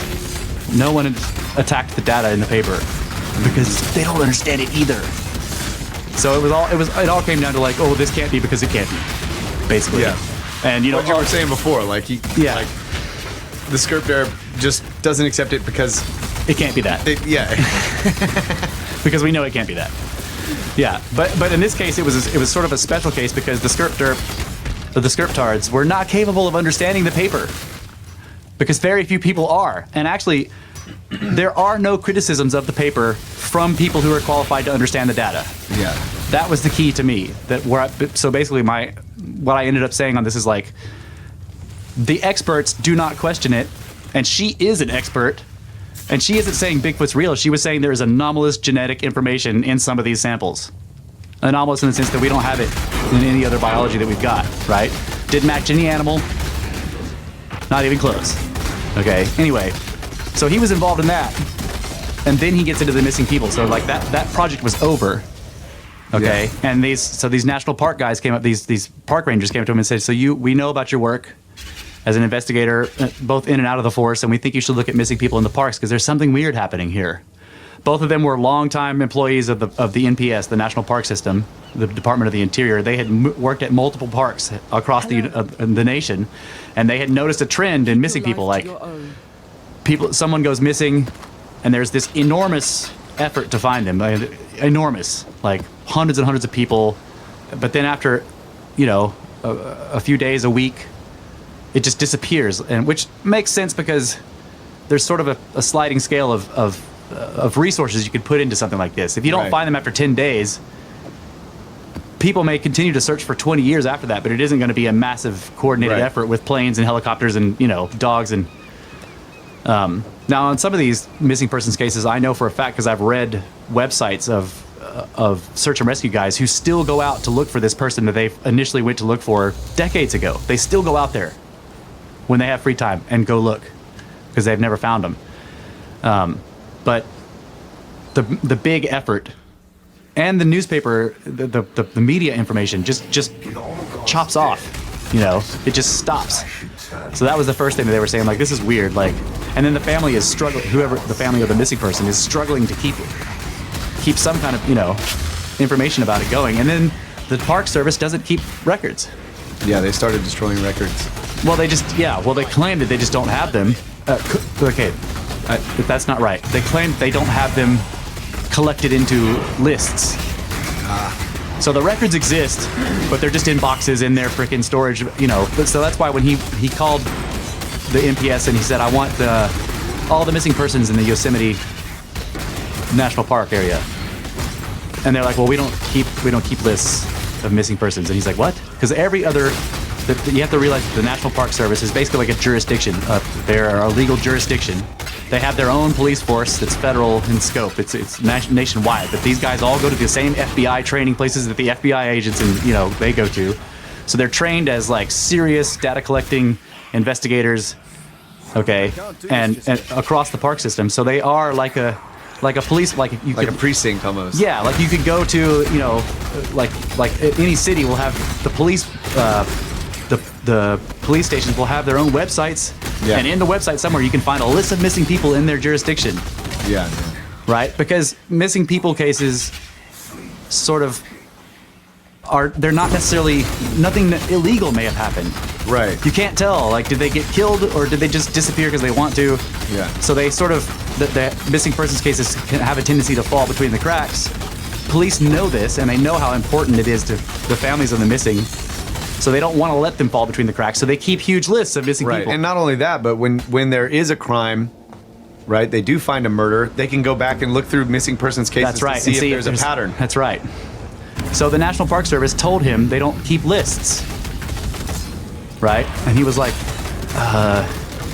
why not? And they've given all these random excuses. Oh, we're trying to build up a system. We're going to, we need to get funding. We're going to build a system. And it's going to, he's like, all you need is a clipboard and a pen.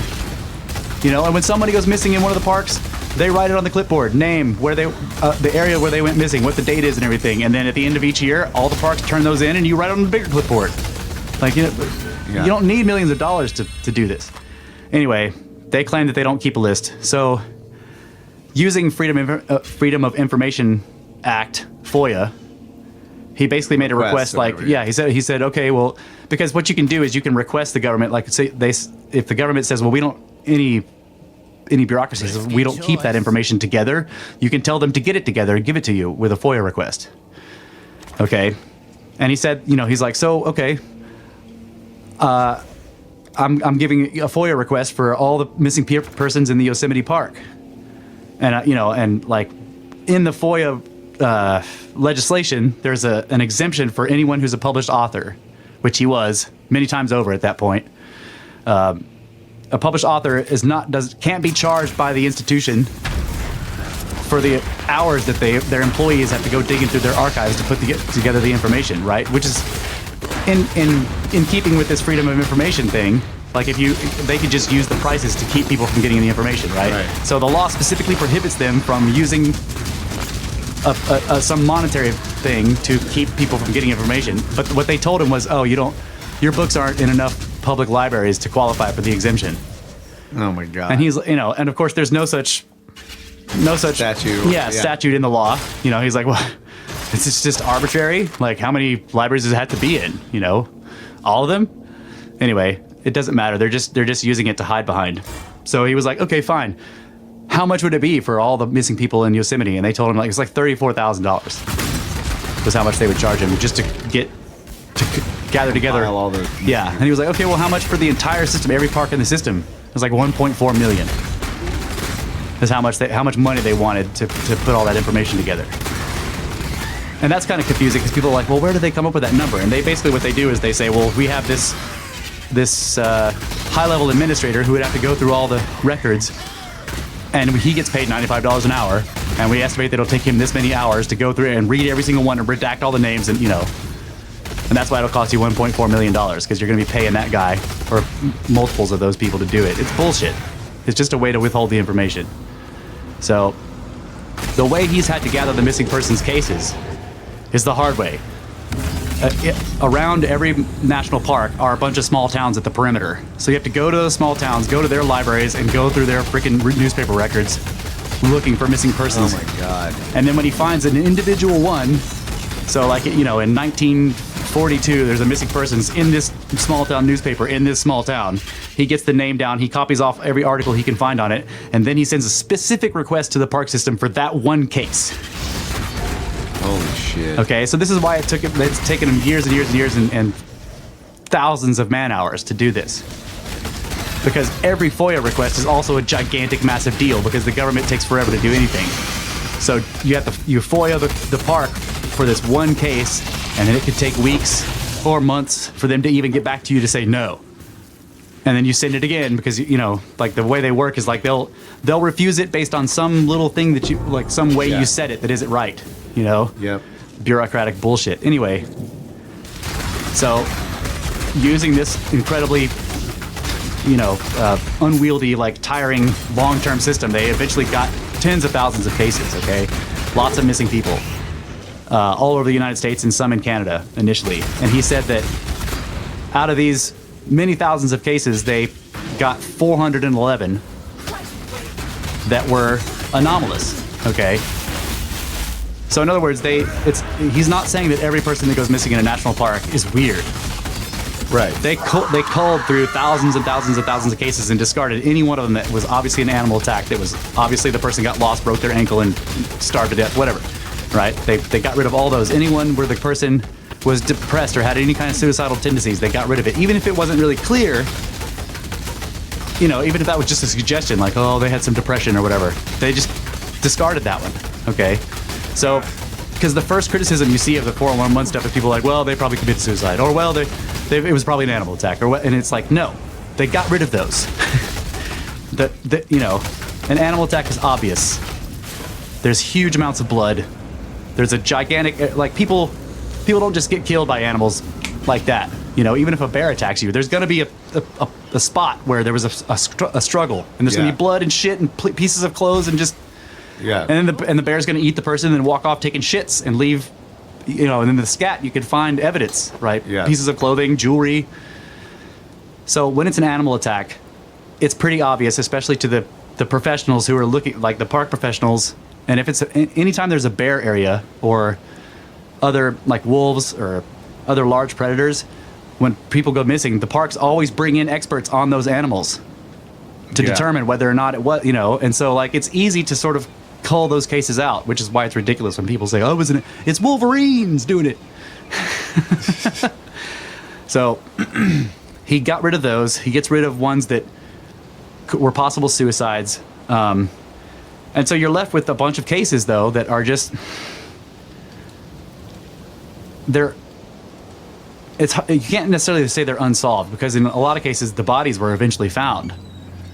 Yeah, but it was the circumstances in which they went missing that were anomalous. Or when they find the bodies, you're like, how the fuck did they get here? Yeah. Or when they find the bodies, you're like, where's the rest of them?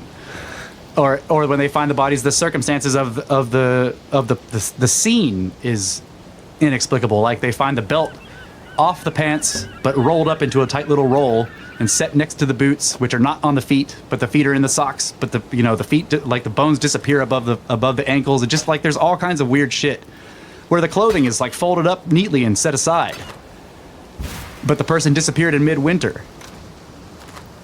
So you know that they didn't walk off into the like the 20-foot snowdrifts and just, like, disrobe completely and die there. That's you know, like, that's just. But there are cases like that where the place where they find the person is impossible for them to get to at the time they went missing, which implies that either they didn't die when they went missing, and in other words, so you go missing in midwinter at Crater Lake National Park, which is up in Washington State. So the snowdrifts are enormous, right? The park will keep one path straight down to the crater, to the lake, cleared, and so on either side of the path you've got basically 20-foot cliffs of snow. Okay, you can't really leave the path. Try climbing 20-foot cliffs of ice. You know, you can't do it. It's basically you're in a half pipe, and if you start trying to walk up that cliff, you slide back down. And unless you have climbing gear, but somebody walks down there with a camera and just doesn't come back. Okay, they don't find his body. At first, they assumed that he fell off the side, slid down the crater into the water, okay, or broke his bones on the ice or whatever and died down there. But anyway, they eventually find his body miles and miles and miles away in a box canyon, and it's discovered in the summer, like years and years later. by some people who are basically bushwhacking. They're way off trail, hiking off trail way out there. And when the Rangers went to find it, they said they had to take horses, and this is in the summertime. So there's, they were like, we had to take horses to get there. It was really far, and it was really hard to get there in the summer when there's no snow. Shit. So how did the guy get there? Yeah, in the winter. middle of winter. Right. So first he would have to scale this snowdrift cliff off the trail, get up there on top of the snow, and then manage to Without snowshoes. Right. Go all the way. and manage to walk miles and miles through untracked snow-covered forest. It's just not possible. And Yeah. yet this is where his remains are found, but it's not him because all they found, where they found his clothing and his pants, the ranger said that it looked like he had stepped over this fallen log and then like kind of undid his, like he unsnapped and unzipped his pants and then died where he was standing because the pants were crumpled, like had sort of accordion down, Yeah. like he was standing when he died. Okay, and he didn't have boots on, but there were socks still in the pants. And in the socks were tiny little bits of feet bones and stuff, and one piece of a femur, but that's it. There was nothing else. So, but the way the pants crumpled and the way the socks were still in them, it looked like he was standing up and died standing, and then he slowly decomposed standing up. That's the way because normally when you die, you fall down. So your pants are laid out like your legs were falling down, but these were crumpled straight down like he had died standing up. That's He fell into a crevasse. He fell into a crevasse. So the scene was so weird that the park rangers were like, whoa. They were both like, they backed out of there because they were like, it was so strange that they didn't even want to touch it. And they called an FBI evidence response team that spent 4 days on that site. Right? Going over the whole place with a fine-tooth comb, and they found like little tiny fragments of bone that they couldn't even verify were human. But they assumed, put them all in evidence bags, assuming that it was him. They found the top, a fragment of the top of his skull, like a piece of parietal plate. What's the parietal plate? There's two of them. So, so I still contend. I'm like, well, they never. This guy's name, by the way, was Charles McCullough. I'm like, they never found Charles McCullough. They found pieces of feet bone, a tiny fragment of femur, and a piece of his skull. That is not Charles McCullough. His clothes. Where are the rest of him? Yeah. His backpack was there that had his car keys in it. His camera stuff has never been found. Never. And he had a huge camera case because he was walking down there specifically to take pictures of the lake in the winter. Yeah, so why would he even go? Right, where he was nowhere near the lake. It was still in the park system, but it was not. You can't see the lake from there. He was down in a canyon. Through miles and miles of heavily, like, old growth forest, rough terrain. Like the rangers said, they were on horses. It took them forever to get there, and it was really hard on horseback. So it's like cases like that where you're just like, okay, so they eventually found the guy, but finding him made it more mysterious. Right. And they didn't really find him. They found fragments. Some of these cases, they will locate a tooth and call it good. Like, okay, we found him. From a single tooth. Like, there was a kid. I could have lost that tooth in a fight. Right. Yeah. Punched me in the face. Spit the tooth out. Kept fighting. But, like, yeah, there was a case of I'm thinking about the teeth. There was a kid, 17 years old. He went on a hunting trip with a whole bunch of people. And I don't remember which park it was, but they were elk hunting. And so he had a rifle, okay, so he's armed. And he was very experienced at this. He was very outdoorsy, very healthy, very fit, and it started to snow during the hunting party or whatever. And so everyone was kind of, because the weather started getting worse and worse, everybody kind of started to come back towards the vehicles, and he didn't. Okay? So there was this massive search for him, and there was something where some of the searchers thought they might have found his trail because he was like, because there was snow, so you could see tracks. Well, for some reason, it looked like his trail went up way like when everybody else was coming down mountain towards where the cars were parked.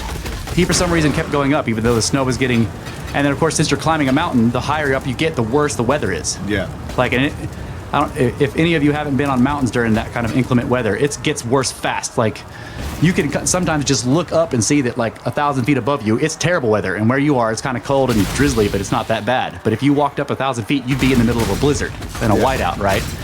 So he kept... Yeah, if you've ever taken a ski lift from the lodge, you're like, oh, shit. Yeah, you get up there and you're like, holy crap, can't even see the freaking car in front of you on the lift, and it's just like crazy snow. But you ski down to the bottom and it's like, it's not a whiteout or whatever. Yeah.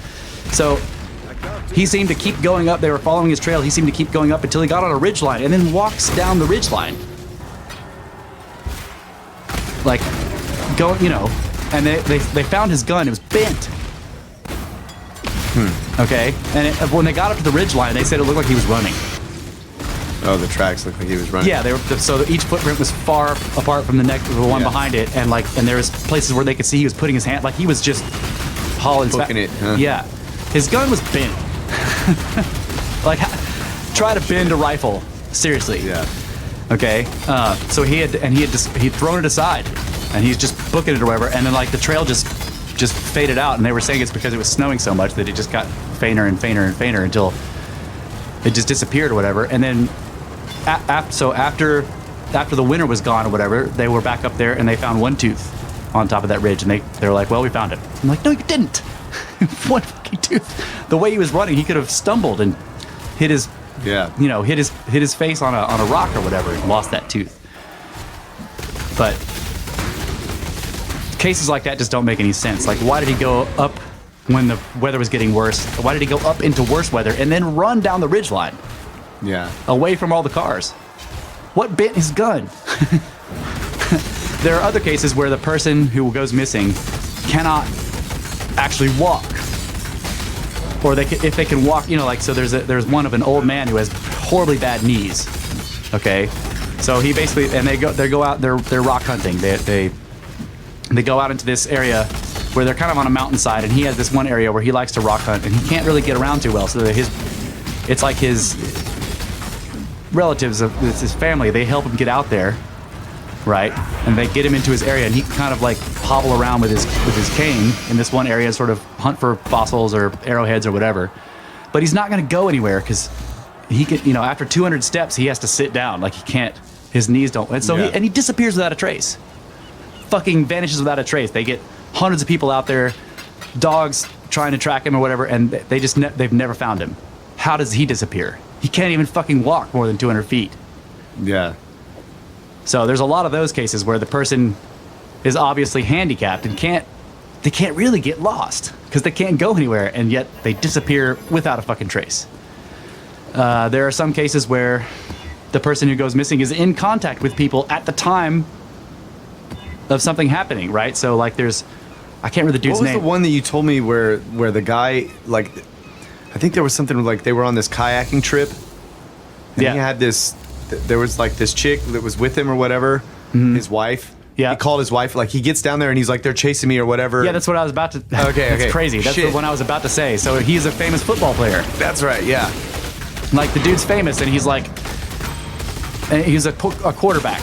Like, and he's in the NFL. He's like ridiculously freaking... In terms of, like, physicality, this dude is not gonna... Yeah, he's tip-top. Yeah. And he'll kick any 5 dudes' asses. Like, like some of the stories from his coaches and stuff, they were like... He would tell the lineman, like, why are you wasting time, like, blocking these dudes? Like, let him hit me. I'm fine. Yeah. They were just like, this dude is just, he was invincible. Okay. And yet, so they go on this fishing trip, and it's not in a place where it gets incredibly cold, but there's a river, and they go fishing on the river or whatever, and he tells his family, he's like, I want to kind of go make one more run, right? So he goes out on the river, and they have agreed to come pick him up at 8:30 at this place where he can kind of put in. And as his... Or where he gets out or whatever. Yeah, where he basically comes down the river and he can dock there. Yeah. So they've got an agreed meeting place, but he calls his wife, maybe 20 minutes before the meeting time or whatever. He calls her and says, I'm being chased. And shit's getting kind of hairy. And then the call gets interrupted or whatever. And she's like, what the fuck? You know, and she said he sounded scared. I'm like, this dude's not scared of anyone. Okay. Yeah. She calls him back and manages to actually reach him again. And she says, "Hun, like, what? Give me your coordinates. Like, look on your phone and get your GPS coordinates." And he manages to do that before the call gets disconnected again. So they get actual direct latitude and longitude coordinates of what his phone said where he was at the time. Then they can't reach him anymore. Or no, wait. He was able to make another phone call, but for some reason he called somebody that wasn't even on the trip with him. He calls a friend who's out of state. Somebody who was like not there with them. Calls him and tells him like, yeah. You know, I'm about to. He tells the guy, "I'm getting out of the boat. I'm taking off my clothes. Shit's getting serious." And it's getting weirder, you know. Like he's like, "What are you taking your clothes off for?" Okay, and it was also getting dark.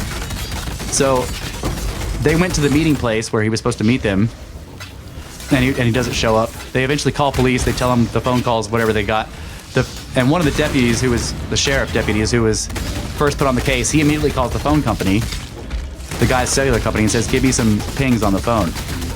The pings that the cellular company gives on the phone like cross enormous distances in impossible amounts of time, you know. And people have tried to explain it using like, well, you know, so he was connected to this tower, and then he connects to that tower. Yeah, no, there's like the tower over here is saying he's connected to that one when there's a tower closer to the place where he was. The only way he could connect to that farther tower is if he went way over here and got away from this closer tower. And that would mean he would have crossed roads and just, you know, not possible. So he basically disappears. They search for him for days. They eventually find him in a couple of weeks. And this is the thing, they find him face down. He was still wearing his waders. Like, you know, the big heavy rubber river waders, but the suspenders that hold the waders up were all twisted and crossed on his back. Like it was used as a handle. Oh, okay. Something just set him down, because like if people are running or they're exhausted and they're gonna die, they don't die face down. Something has to kill you while you're standing up for you to fall face down and not roll over. You see what I'm saying? People don't like die face down. If you fall and you're like on your face, you're like, ugh, you roll over because you don't want to lay on your face. You know what I'm saying? Like, you basically have to be unconscious or dead and stay that way after you land face down for you to, or you have to be put there. Yeah. And like, so Paulides says this as a police officer. Like, he's like, when people get shot multiple times and we find their dead bodies, they're face up because they didn't die when they first fell. Right. If you see somebody and they're laying face down in a puddle of their own blood, they died while falling or went unconscious or whatever, like got shot in the head, you know what I'm saying? But anyone who didn't die immediately rolls over onto their back because nobody wants to be breathing dirt or whatever. Huh. So when you find somebody on their face, it usually means that they were dead before they hit the ground in that spot. And so the twisted suspenders implies that somebody set him down using the suspenders as a handle. I'm just guessing. He doesn't say that in the books. He just tells you about the suspenders being all twisted up. He's like, and that's really uncomfortable. Have you ever worn waders? To have them all twisted on your back, you know? Like, I can't imagine that he was just using them like that. Like, what was going on with it? They found his kayak, and one of the oars was gone. And there was something else weird about it. I can't remember. But anyway, the mystery has never been solved. Like, people tried to say he was on drugs, or he was taking some prescription medication that made him go insane, which is ridiculous. They're just pie in the sky and shit, you know, throwing stuff against the wall and hoping something sticks that people will accept because it's a mystery. Yeah. There's no explanation for it. And like, why did he call and say I'm being chased? Oh, because he was like on drugs. And you know, when you take like pain pills, you hallucinate people chasing you down rivers. It's stupid. Yeah, so there was that case. There's been a couple other ones like that where people are on the contact people. There's one with a Japanese girl, a brilliant physicist. This is the other thing. One of the points, the profile points, is like people who disappear are either very small children. Okay, people who disappear in these cases tend to be either very young children, very old people, extremely smart people, or people who are a little slow. There's not really normal people in there a lot. Huh. They also tend to be Caucasian or Asian. And in the Caucasian group, they tend to be German. Okay, there's a preponderance of Germans in the Caucasian group. There's very few black people, very few Hispanics.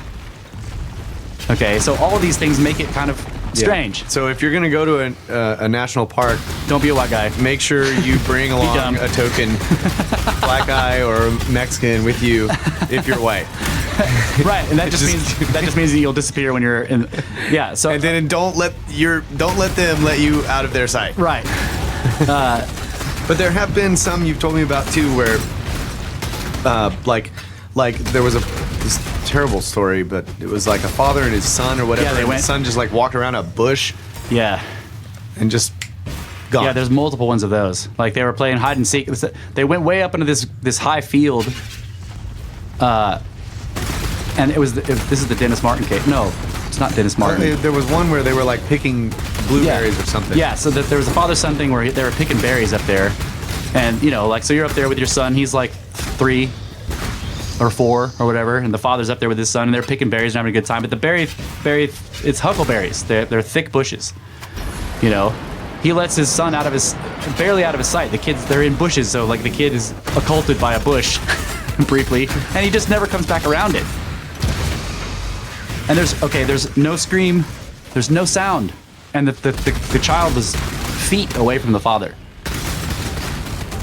Right? Just It was quicksand.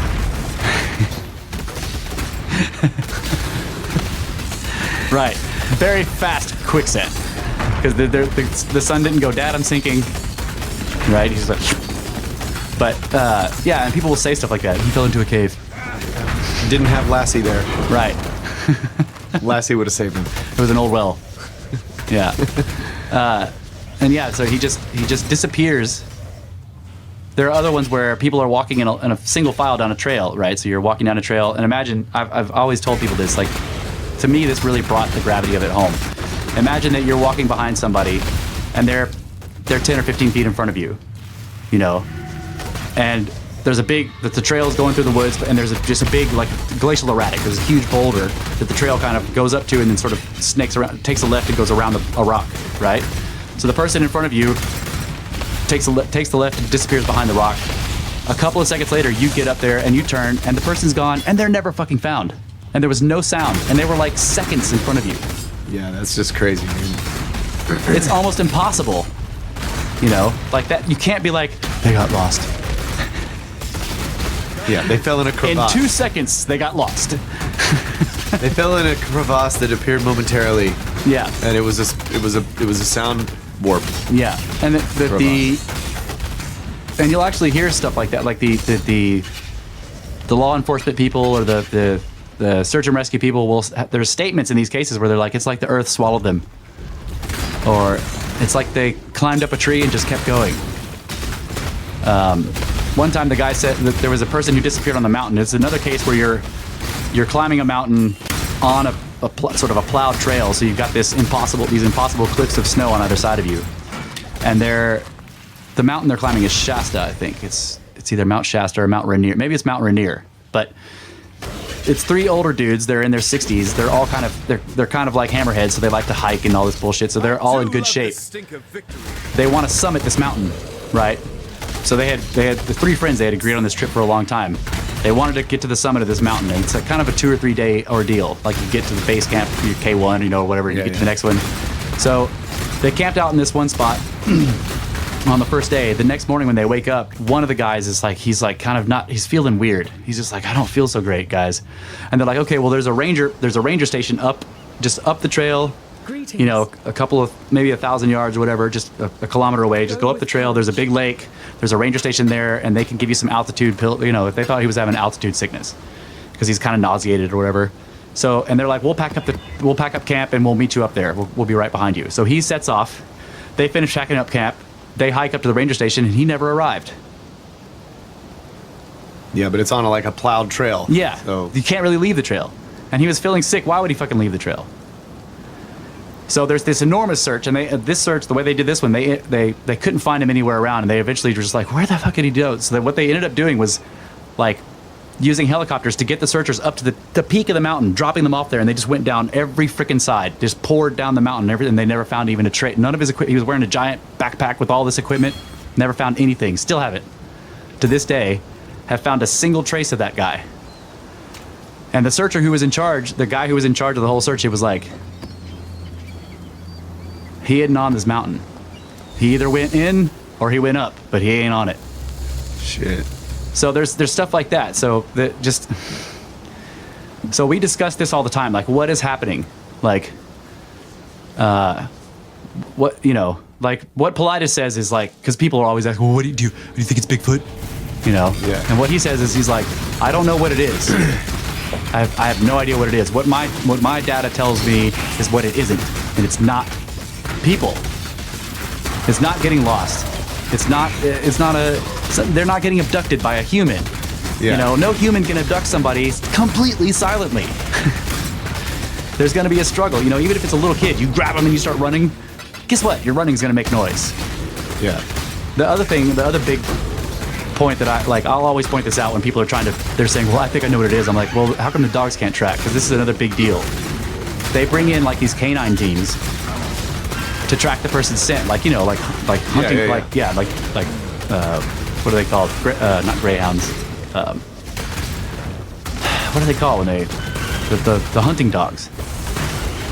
I don't know. God damn it.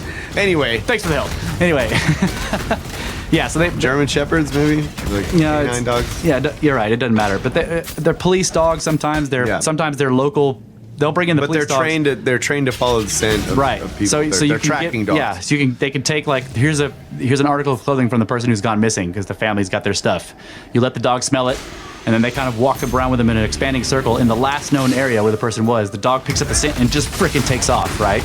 Yeah. And they follow him. Well, there's a lot of weird shit with the tracking dogs. Like the person went missing this day, so there is no way that the scent has been erased by anything, not even rain. Like wind doesn't erase it, rain doesn't erase it, not that quickly. So when you have a known last known location of the person, like this was their camp, they were here, and they were here earlier this day or even yesterday. Yeah. The scent's not gone. Right, the dog can pick it up. Right. I mean, it's just so. Sometimes the dogs just don't do it. They just don't. They won't. They either lay down and refuse, which is crazy. Because like, if any of you have ever seen a dog who's like, they're like obsessed with doing something. Like they want you to throw the ball. You throw the ball and they can bring it back. You throw the ball and they bring it back. They throw the ball and they're obsessed with it, right? That's what these dogs are like with the tracking. They're freaking upset, and they love it when they're doing it. They fucking love it. Okay, this is what they live for, which is why they're like when they catch the scent, they're pulling on the leash, and you have to run it. You know, I mean, they're just like rah, they're going after it. So when they just lay down and refuse to do it, that's fucking weird. Yeah, like they're smelling something else. Yeah, they're like no, I don't want to follow that. Sometimes they'll get the scent and they freaking take off, and everybody's running after the dog like and the dog gets to a certain spot and just stops, and it just refuses to go any further. And the guy in the report it says dog refused to search. You know, that's crazy. That's just nuts. Sometimes the dogs they take off in a direction where everybody's like, what the fuck? Like straight up the mountain. You know, when the person was on the trail, and it's just like the dog is like bam up the mountain. It's a 2-year-old, and they're straight up this like heavy rubble or whatever. They're trying to track it up there, and it goes up the mountain, and it goes down the next side, and it goes across a river, and then it goes up the next mountain and down the next, and they're chasing a 2-year-old. You know, there was one where they eventually found his body, 2-year-old child. In 19 hours, they found him 12 miles away, over 2 freaking mountains, across multiple rivers and barbed wire fences and all this bullshit. There's just no fucking way. Was he still alive? No. Covered in scratches from head to toe, too. Lateral ones. Like he'd been hauled at, like somebody grabbed him and just hauled ass over 2 mountains. There were lateral scratches like that were going up and down his body, not, you know. Oh, like he was being dragged. Yeah. Shit. And when the people are found, they're missing their shoes. Sometimes they find the body, like where the person went missing, they go off and they start tracking them or whatever, and like 60 yards away from the place where they disappeared, they find a single, like a glove. And they keep going and they keep going and they find another glove. They find a scarf. Then they find the hat. Like they're just shedding articles of clothing immediately after they disappear. People are like, well, it's paradoxical undressing, which is something they invented to fix that problem. Yeah. Well, so this is what I found because I did a bunch of research on this. Like, there are supposedly accounts of paradoxical undressing, but but every single known case of what they call paradoxical undressing is the coat, only the coat, because the way they explain it is when you get into advanced hypothermia, where you're basically about to die, what causes like you to get frostbite is your body is like not putting blood out into the extremities because it's trying to keep your core temperature up, right? Yeah. At some point, your body gives up. And so all this hot blood starts flowing out to the extremities again, and you'll actually feel hot, but you're actually dying. Okay? So people will take their coats off because they think they're hot. They don't take off their boots and their pants and their shirt and their fucking scarves. They take off their coat because they think, wow, I'm kind of warm. Also, every single known case of paradoxical undressing is directly related to what's called terminal burrowing. Almost immediately after somebody sheds the coat because of paradoxical undressing, they go into terminal burrowing, which is basically like where they find the person, they're dead, they've taken their coat off, and they're kind of in a hole in the snow that they made. Because they sort of collapse onto the snow and they start trying to make a place where they covered up. They try to, they try to get shelter. It's called terminal burrowing. That's freaky, man. Yeah, I know. Shit. So they find them in this kind of, this sort of divot in the snow that they've made by sort of trying to roll their body down to get it underneath something. So anytime somebody actually dies from hypothermia, they may have taken off their coat and they may be in a depression they made in the snow, but they don't shed every fucking article of clothing right after they went missing. Yeah. So. And their coat would be right nearby. Right. Whereas in most of these cases, they find all the articles of clothing, but never the person, or they find the person, but never any of their clothes. And there's no terminal burrowing at all, which means that they didn't die from hypothermia. If you die from hypothermia, and you actually do the paradoxical undressing, you're going to immediately go into terminal burrowing. Like every known case like that, they're closely associated because if you hit the paradoxical undressing mode, you're about to die because your body has given up trying to keep you warm, right? Man, that's insane, dude. That's freaky shit. Yeah. So, but people will try to blame the clothing loss on paradoxical undressing. Like no one takes their boots off because they think they're warm. Yeah. You're out in the middle of the wilderness. You're like, wow.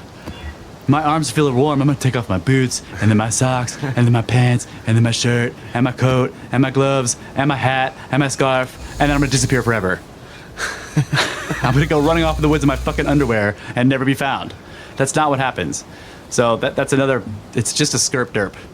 Yeah. The paradoxical undressing, because they don't want to admit that there's something weird happening. So. Yeah, that's crazy shit. Yeah. So I can, the show's going over here, so we got the end, but I can continue this on the next show. I can keep talking about the 401 stuff. I basically laid down the foundation for why these cases are weird and why they can't be skirp derped. So now, like, knowing more information about them, I can tell you a couple of other specific stories that have struck me as being exceptionally strange. Yeah. And now that you kind of have the background on the whole deal, you'll understand why these are exceptionally strange. Because what Kyle and I are mostly interested in this is, of course, what is happening. Right. Because something extraordinary is happening to these people. This is the main thing that kind of creeps me out about this whole thing, not aside from the fact that you can disappear in 6 seconds. That bothers me a lot when I park somewhere in the dark and I'm by myself. I get out of the car, I'm like, 6 fucking seconds.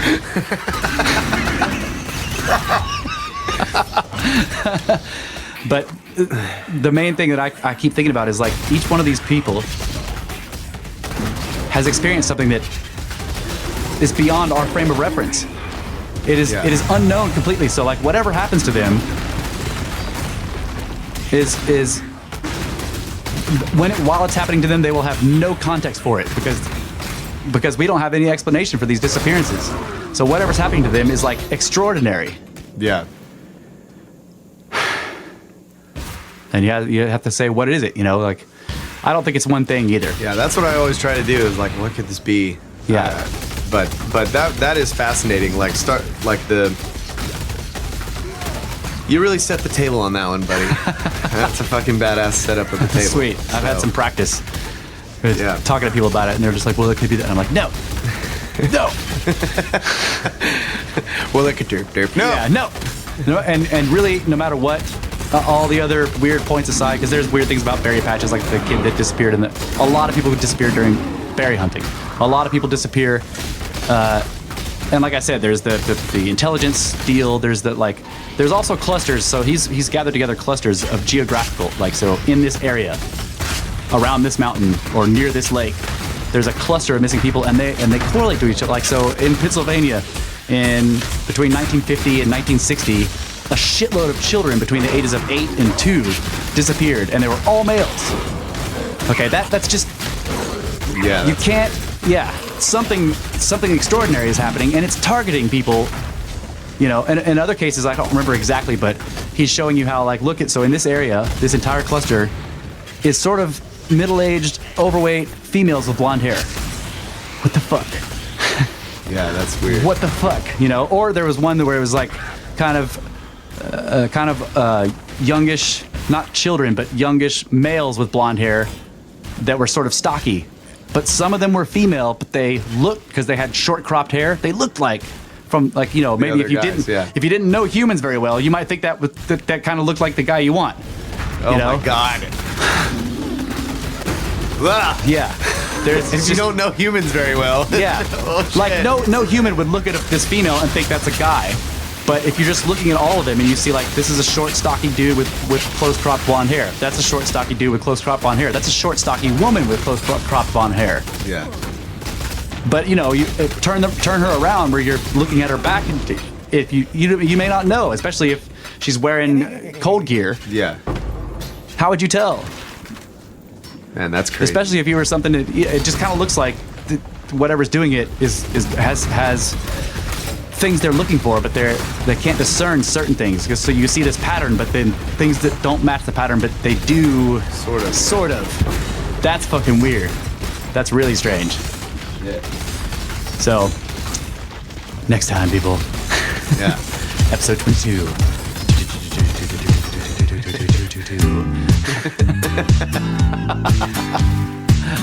Yeah. Yeah. So you guys can get a hold of us at brothersoftheserpent.blogspot.com. You can go there and comment. Tell us we suck, or tell us we're badass. Any questions? And go elsewhere and tell everyone we're badass. That's right. You can come on the blog and say, you guys fucking suck. But go to the iTunes store and be like, these guys are awesome.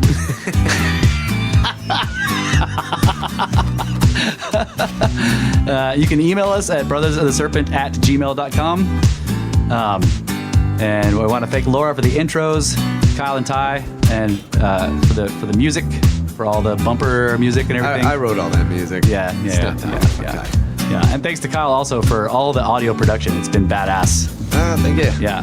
I mean, it was badass when we started, but now it's really fucking badass. Thanks to Russ for all the content. It's I'd be fucked. Yeah, thanks to Kyle. I'd be rolling in here every day and be like, I've been looking at stars, and pyramids, snakes. That's right. Thanks to Aetherium Studios, AWACS Productions, RK Enterprises, and all of you listeners out there. Thank you guys. Good night. Adamu, get back to work. Give me that gold. Thanks.